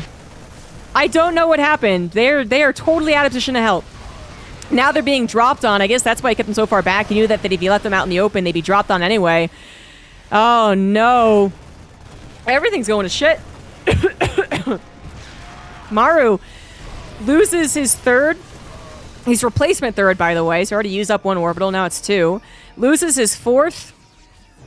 Now he's back down to 3 bases. His main and natural are mining out. The gold will mine out very, very quickly. Gumiho still holds on to a 50 supply lead. And the Ravens, they need support. You can't just have a Raven army. The Marines will slaughter it. So, does Maru have enough support? He is going for truly an all-in at this point. It is do or die. 60 supply difference. About 20 of that in army, though. Gumiho had so many more SCVs after slaughtering all of Maru's. Gumiho really has a strong army. 7 tanks, 75 Marines. Yes, only 2 medevacs, but it's going to be all about the trigger pull anyway. It's going to be the first 10 seconds, 5 seconds even of a fight. Does he get a surround? Does he get a good concave? Does he jump on top of the tanks? Or do auto turrets mess him up? Another command center does go down this time on the side of Gumiho, but he has extra. Gumiho, not just defending, sends a squad of Marines over across the map, ensuring that Maru really is truly all in. Tanks going down as well. Another fresh command center. Looks like it's going to be gone, and Maru only taking down the 5th so far of his opponent. Auto turrets helping out, though. Also killing some of the tanks of Gumiho. I mean, Maru does have an army. When it's all together, it is very powerful. And it is currently all together, making sure to siege hop forward. Be very careful about this. But Gumiho has taken not just a squad of Marines, but really his entire army. And he is going to go for the base raid. This is straight up base race potential. He does not need to defeat Maru's army. He just needs to stall for time at home. Otherwise, go for the throat. Maru needs to think about lifting his buildings at this point just to survive. He's not going to lift his buildings and use them for the Sim City. I know he had 2 ravens. He still does. I don't know where he's hiding them, though. Oh, over here. He could bring them to the front. I think he forgot about them, though. Factories being rebuilt as he recognizes tanks are what he needs right now. It is Gumiho, by the way. Maru cannot rebuild. He does not have the cash. Only down to 2 SCVs. He is getting broken in his main despite the tank in Sim City. He did lift his buildings. They could float. But Maru has a much bigger task of killing all of Gumiho's buildings. Gumiho has been mining. He's been rebuilding. He's been expanding. He's been going all over the map. And I think Maru knows deep in his soul that he has lost this one. There's always a chance when you don't recognize your opponent's additional bases or additional production being built, then hell yeah, you think you have a chance. But Gumiho has already produced a lot, and he is 4,000 mineral bank, pretty good there. Yeah, he might get supply block, that is true. Maru kind of can't just stay here and kill a bunch of supply depots, though. He needs to kill. He knows there's a 3rd. He knows there's a 4th, so he knows he needs to kill that.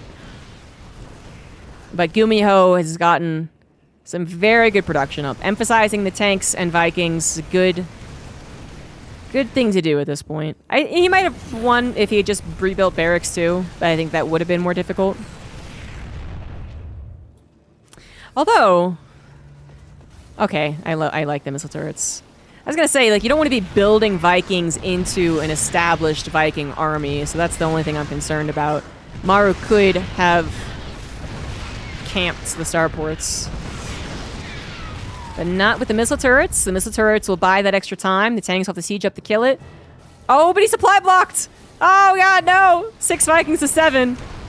But then 7 Ravens to 2. Gumiho did remember his Ravens. He brought them to the middle of the map. I don't know what his plan is with that one. Gumiho has also used up his entire bank.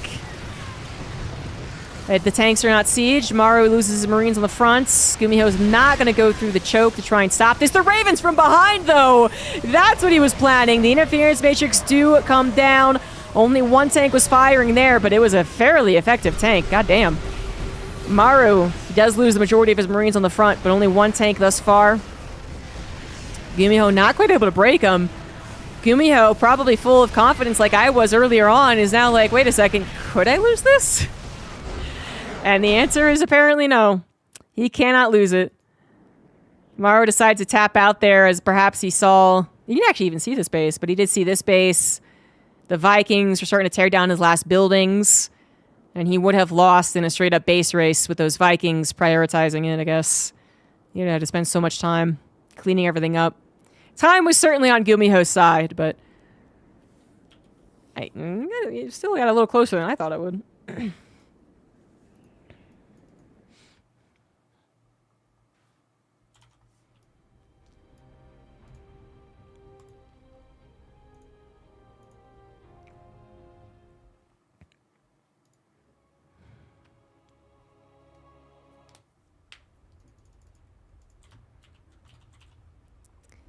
In the final game here of what is a seeding match, both players have already made it into GSL Season 1. One player will advance to the round of 8, basically, and then the other one will have to play out the round of 16 bracket. Although there aren't 16 players this time around in GSL, are there? So that's always crazy. Anyway, top right Maru, bottom left Gumiho. Maru did send out an SCV. In fact, he sent out 2. Maru is going to show Gumiho how the 2 racks is done, I suppose. Although Gumiho did get victory. He got a canceled command center. That's pretty good.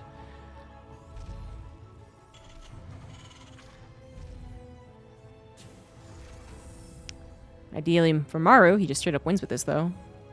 Gumiho, no SCV scout. He's going to go for a factory expand, though, so you know, you'd be guaranteed to win almost against the 2 racks anyway if you SCV scouted factory expand, but just factory expanding without an SCV scout should keep you alive. This is not what Maru was exactly hoping for. His Reaper micro could still outshine Gumiho's micro, and it could still give him a huge lead. Time will tell.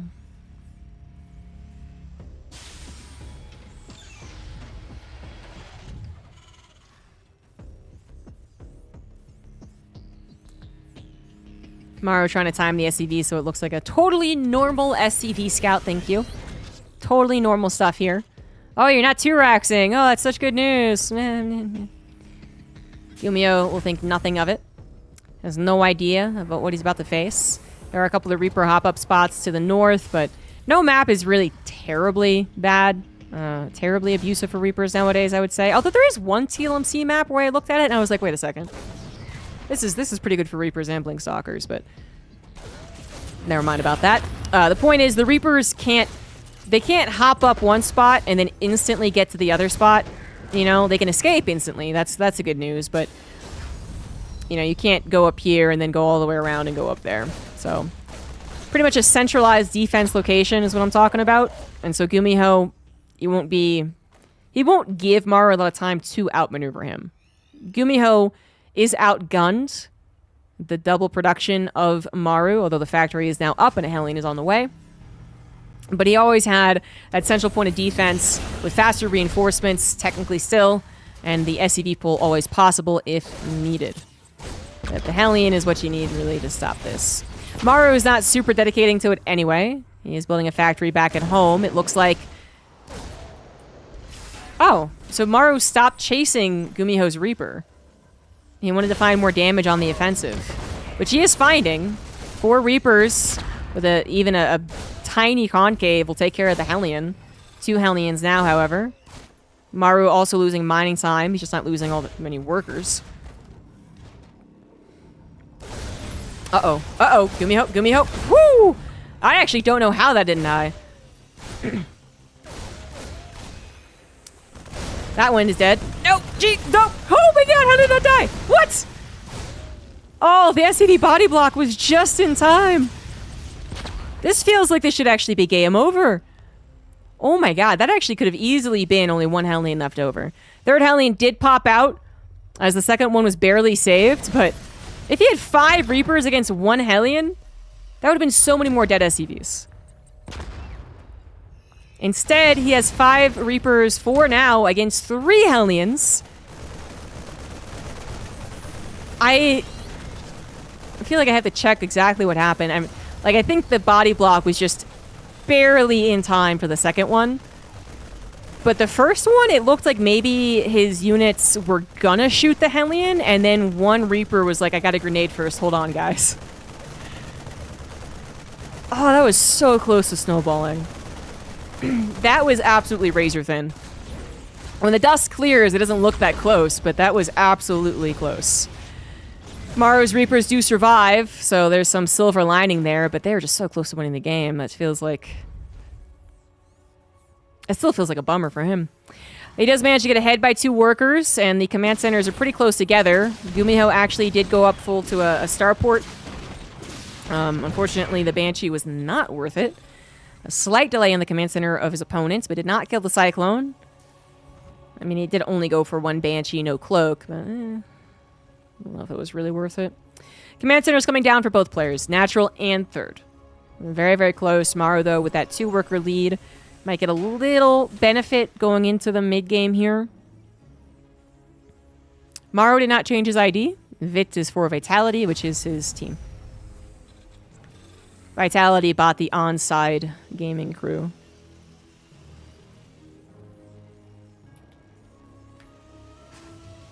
Most maps are abusable for Blink Stalkers, but not for Reapers. I don't know. When I think of abusable maps, I think of Heavy Rain.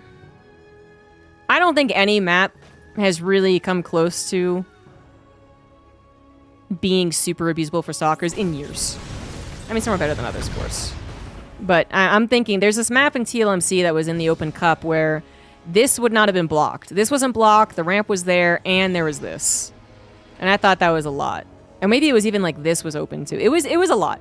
Okay, that's all I remember. I don't even remember the map name. And I was like, damn, this looks different than other maps. As far as the amount of protection the map makers have given against Blinks or Reaper hop-ups. Heavy Rain was in Heart of the Swarm, and it was a Heart of the Swarm Blink era, which was very abusive. Very oppressive. You killed an SCV with a grenade. Damn it, I missed some cool micro. I saw a Reaper jump up and instantly die, but I missed other stuff. My bad. I was talking about maps. Maru did use his Reapers and lose them, so they're gone. No more backstab opportunity. Wow, no, he just actually had more Reapers. Okay. Wow, he made a lot of Reapers. So now all 8 Reapers were dead. I did not math that out. I did not realize he made 8. 9 SCVs were killed, though, with those Reapers, but that's, almost 1 SCV for 1 Reaper. Not exactly ideal. And pretty late into the game.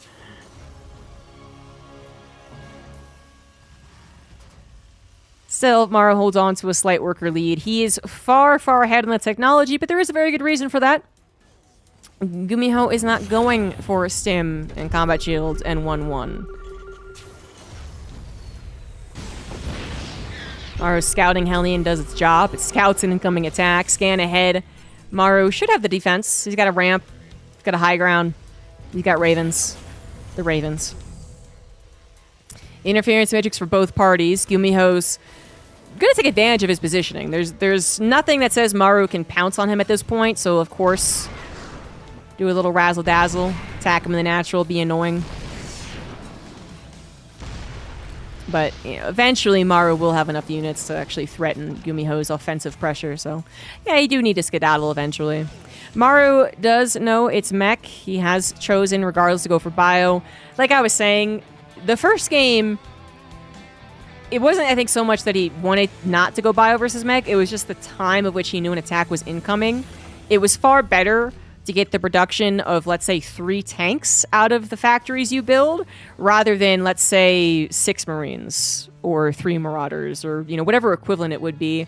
It wouldn't be good as tanks, right? So I think that was just a decision based off the necessary defense, rather than his, whether or not he likes playing bio versus mech or not. But this time around, not the same situation, so he is going to go bio versus mech. Gumiho already producing those Vikings, typically has that air control. The bio player has those faster upgrades and usually more map control. That's currently not the case, but it will soon be the case. Maru will be out in the map. Gumiho will be capable of Hellion run-bys, but ideally for him, he gets to that very strong 150-ish supply army, and then perhaps he will push out. Maru might do a little push of his own with bio. I mean, he is the bio player at this point in time. But TVT hardly ever goes into a long, epic, back-and-forth bio versus mech battle. It usually is, I'm bio for now, but really I want to be a starport player. Because it's just the better way to play. There's not really any argument against it.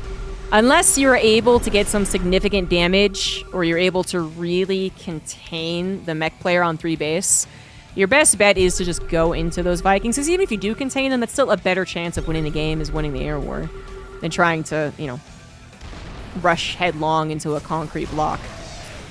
But that is usually what you gotta do at least once. Just push through. And it looked actually pretty decent for Maru. He was able to get a good interference matrix on one of these tanks, but there was a depth to the defense that Maru could not overcome. Nice positioning there from Gumiho. Maru's still not adding on starports. This is not a game where he can be super greedy. Gumiho can push out sub 150 if he thinks there's a chance, and he did just defend. There's not that much bio to stop him, and it is a very short... Wait, what the fuck? Okay, I never really realized until now how short it was third base to third base on Ultra Love. Good lord. Those tanks got there in the blink of an eye. That is extremely dangerous. Maru maybe regretting even trying to break Gumiho. Thinking, well, maybe I should just kept on my army alive and tried to stop him from moving out, but... I mean, it's too late. He's gonna use that same army to go for a counter, which is a very good idea. Seems like Gumiho is already aware of that possibility and has 2 tanks siege up in the main base. CC doesn't take a lot of damage. Third could be a problem, but the army actually pulled back. So Maru is going to be able to escape with maybe a couple of units. He does have more army that was waiting for maybe if the attack had continued. But he lost that third CC mining for a very long time, and damn, he actually almost lost the third CC. Thankfully doesn't, but that's a lot of money in repair. 4 CC is on location, that's great, but look at the supplies. If this was the opposite supply, I would still be giving, you know, the mech player a pretty damn good chance, but this is not. This is the mech player 40 supply above the bio. And Maru's got nothing up his sleeve here. He's got no air control. He's got no... I don't even know, that's really all you can do. If he doesn't have the bio, then you better have the air control, and he doesn't have either one. He has a desperate base race in mind, and he could go for the 4th base snipe, but the 4th base is... It's not the most important thing. He's got to go for the heart, and if he tries to go into the main base, he will be stopped. That's what he's got to try and do, and he will be stopped. There's nothing else to even try. Gumiho was all over this one. Damn. Fortunately, again, both players are already in GSL. It's just that Gumiho once again proves, for some reason, he is one of the better TV Marus out there. There's just always something about him. And he will advance directly to the round of 8. All right. Thankfully, we got that square before the end of the broadcast here. GG's Gumiho.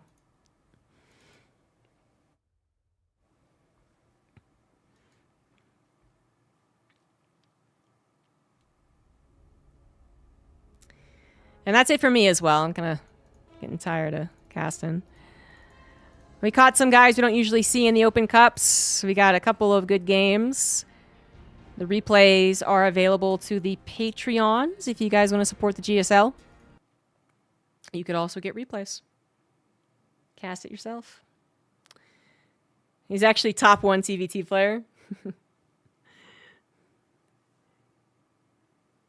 Fun games, fun games. I am going to go over the winners, though, so don't keep watching if you don't want to get spoiled completely about GSL.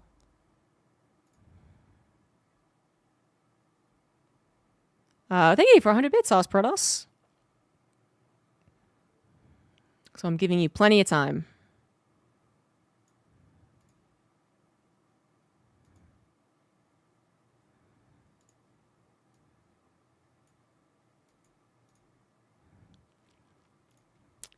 Here come the brackets, or here comes the main event. 3, 2, 1. Okay. So here's all the players who actually made it through. Classic, Hero, Nightmare, SOS, Trigger, Beyond, Gumiho, Kiramaru, Rainer, Rogue, Solar. Seems perfectly balanced to me. That does mean that quite a few notable names did not make it through.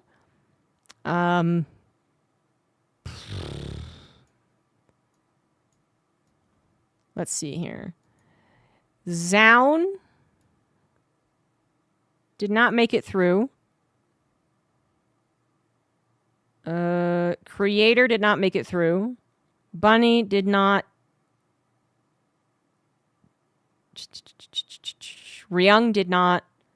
DRG did not. And Shin did not. Yeah. So those would be the surprises. Yeah, well, it's just such a small GSL, isn't it? It's 12 players, not even 16. So out of these people, who do I think the favorite to win? Well, I mean, I think you could still bet on Maru. You know? Unless Gumiho makes it through.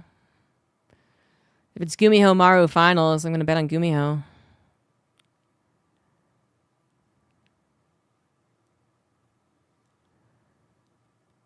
And then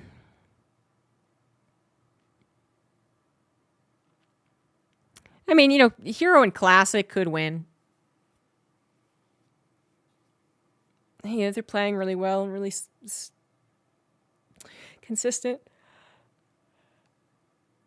I don't know. Obviously, a lot of it's going to be versus Protoss is your test.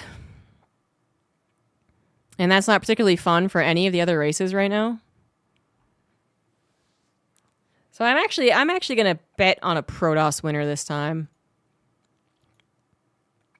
I'm going to say Hero wins GSL Season 1.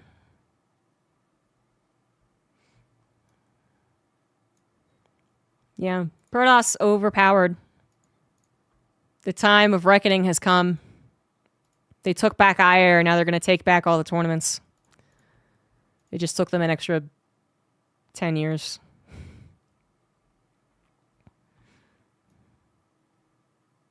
Here's going to go 0-4. Yeah.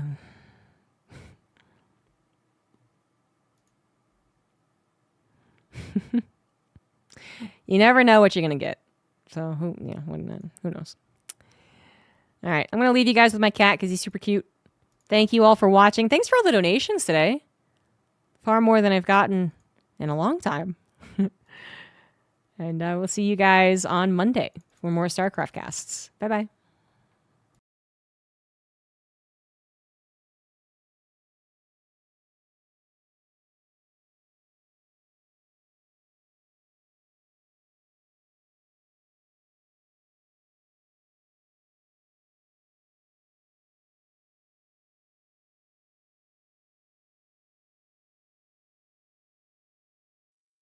Warning. Philanthropist programs detected in comm server 04.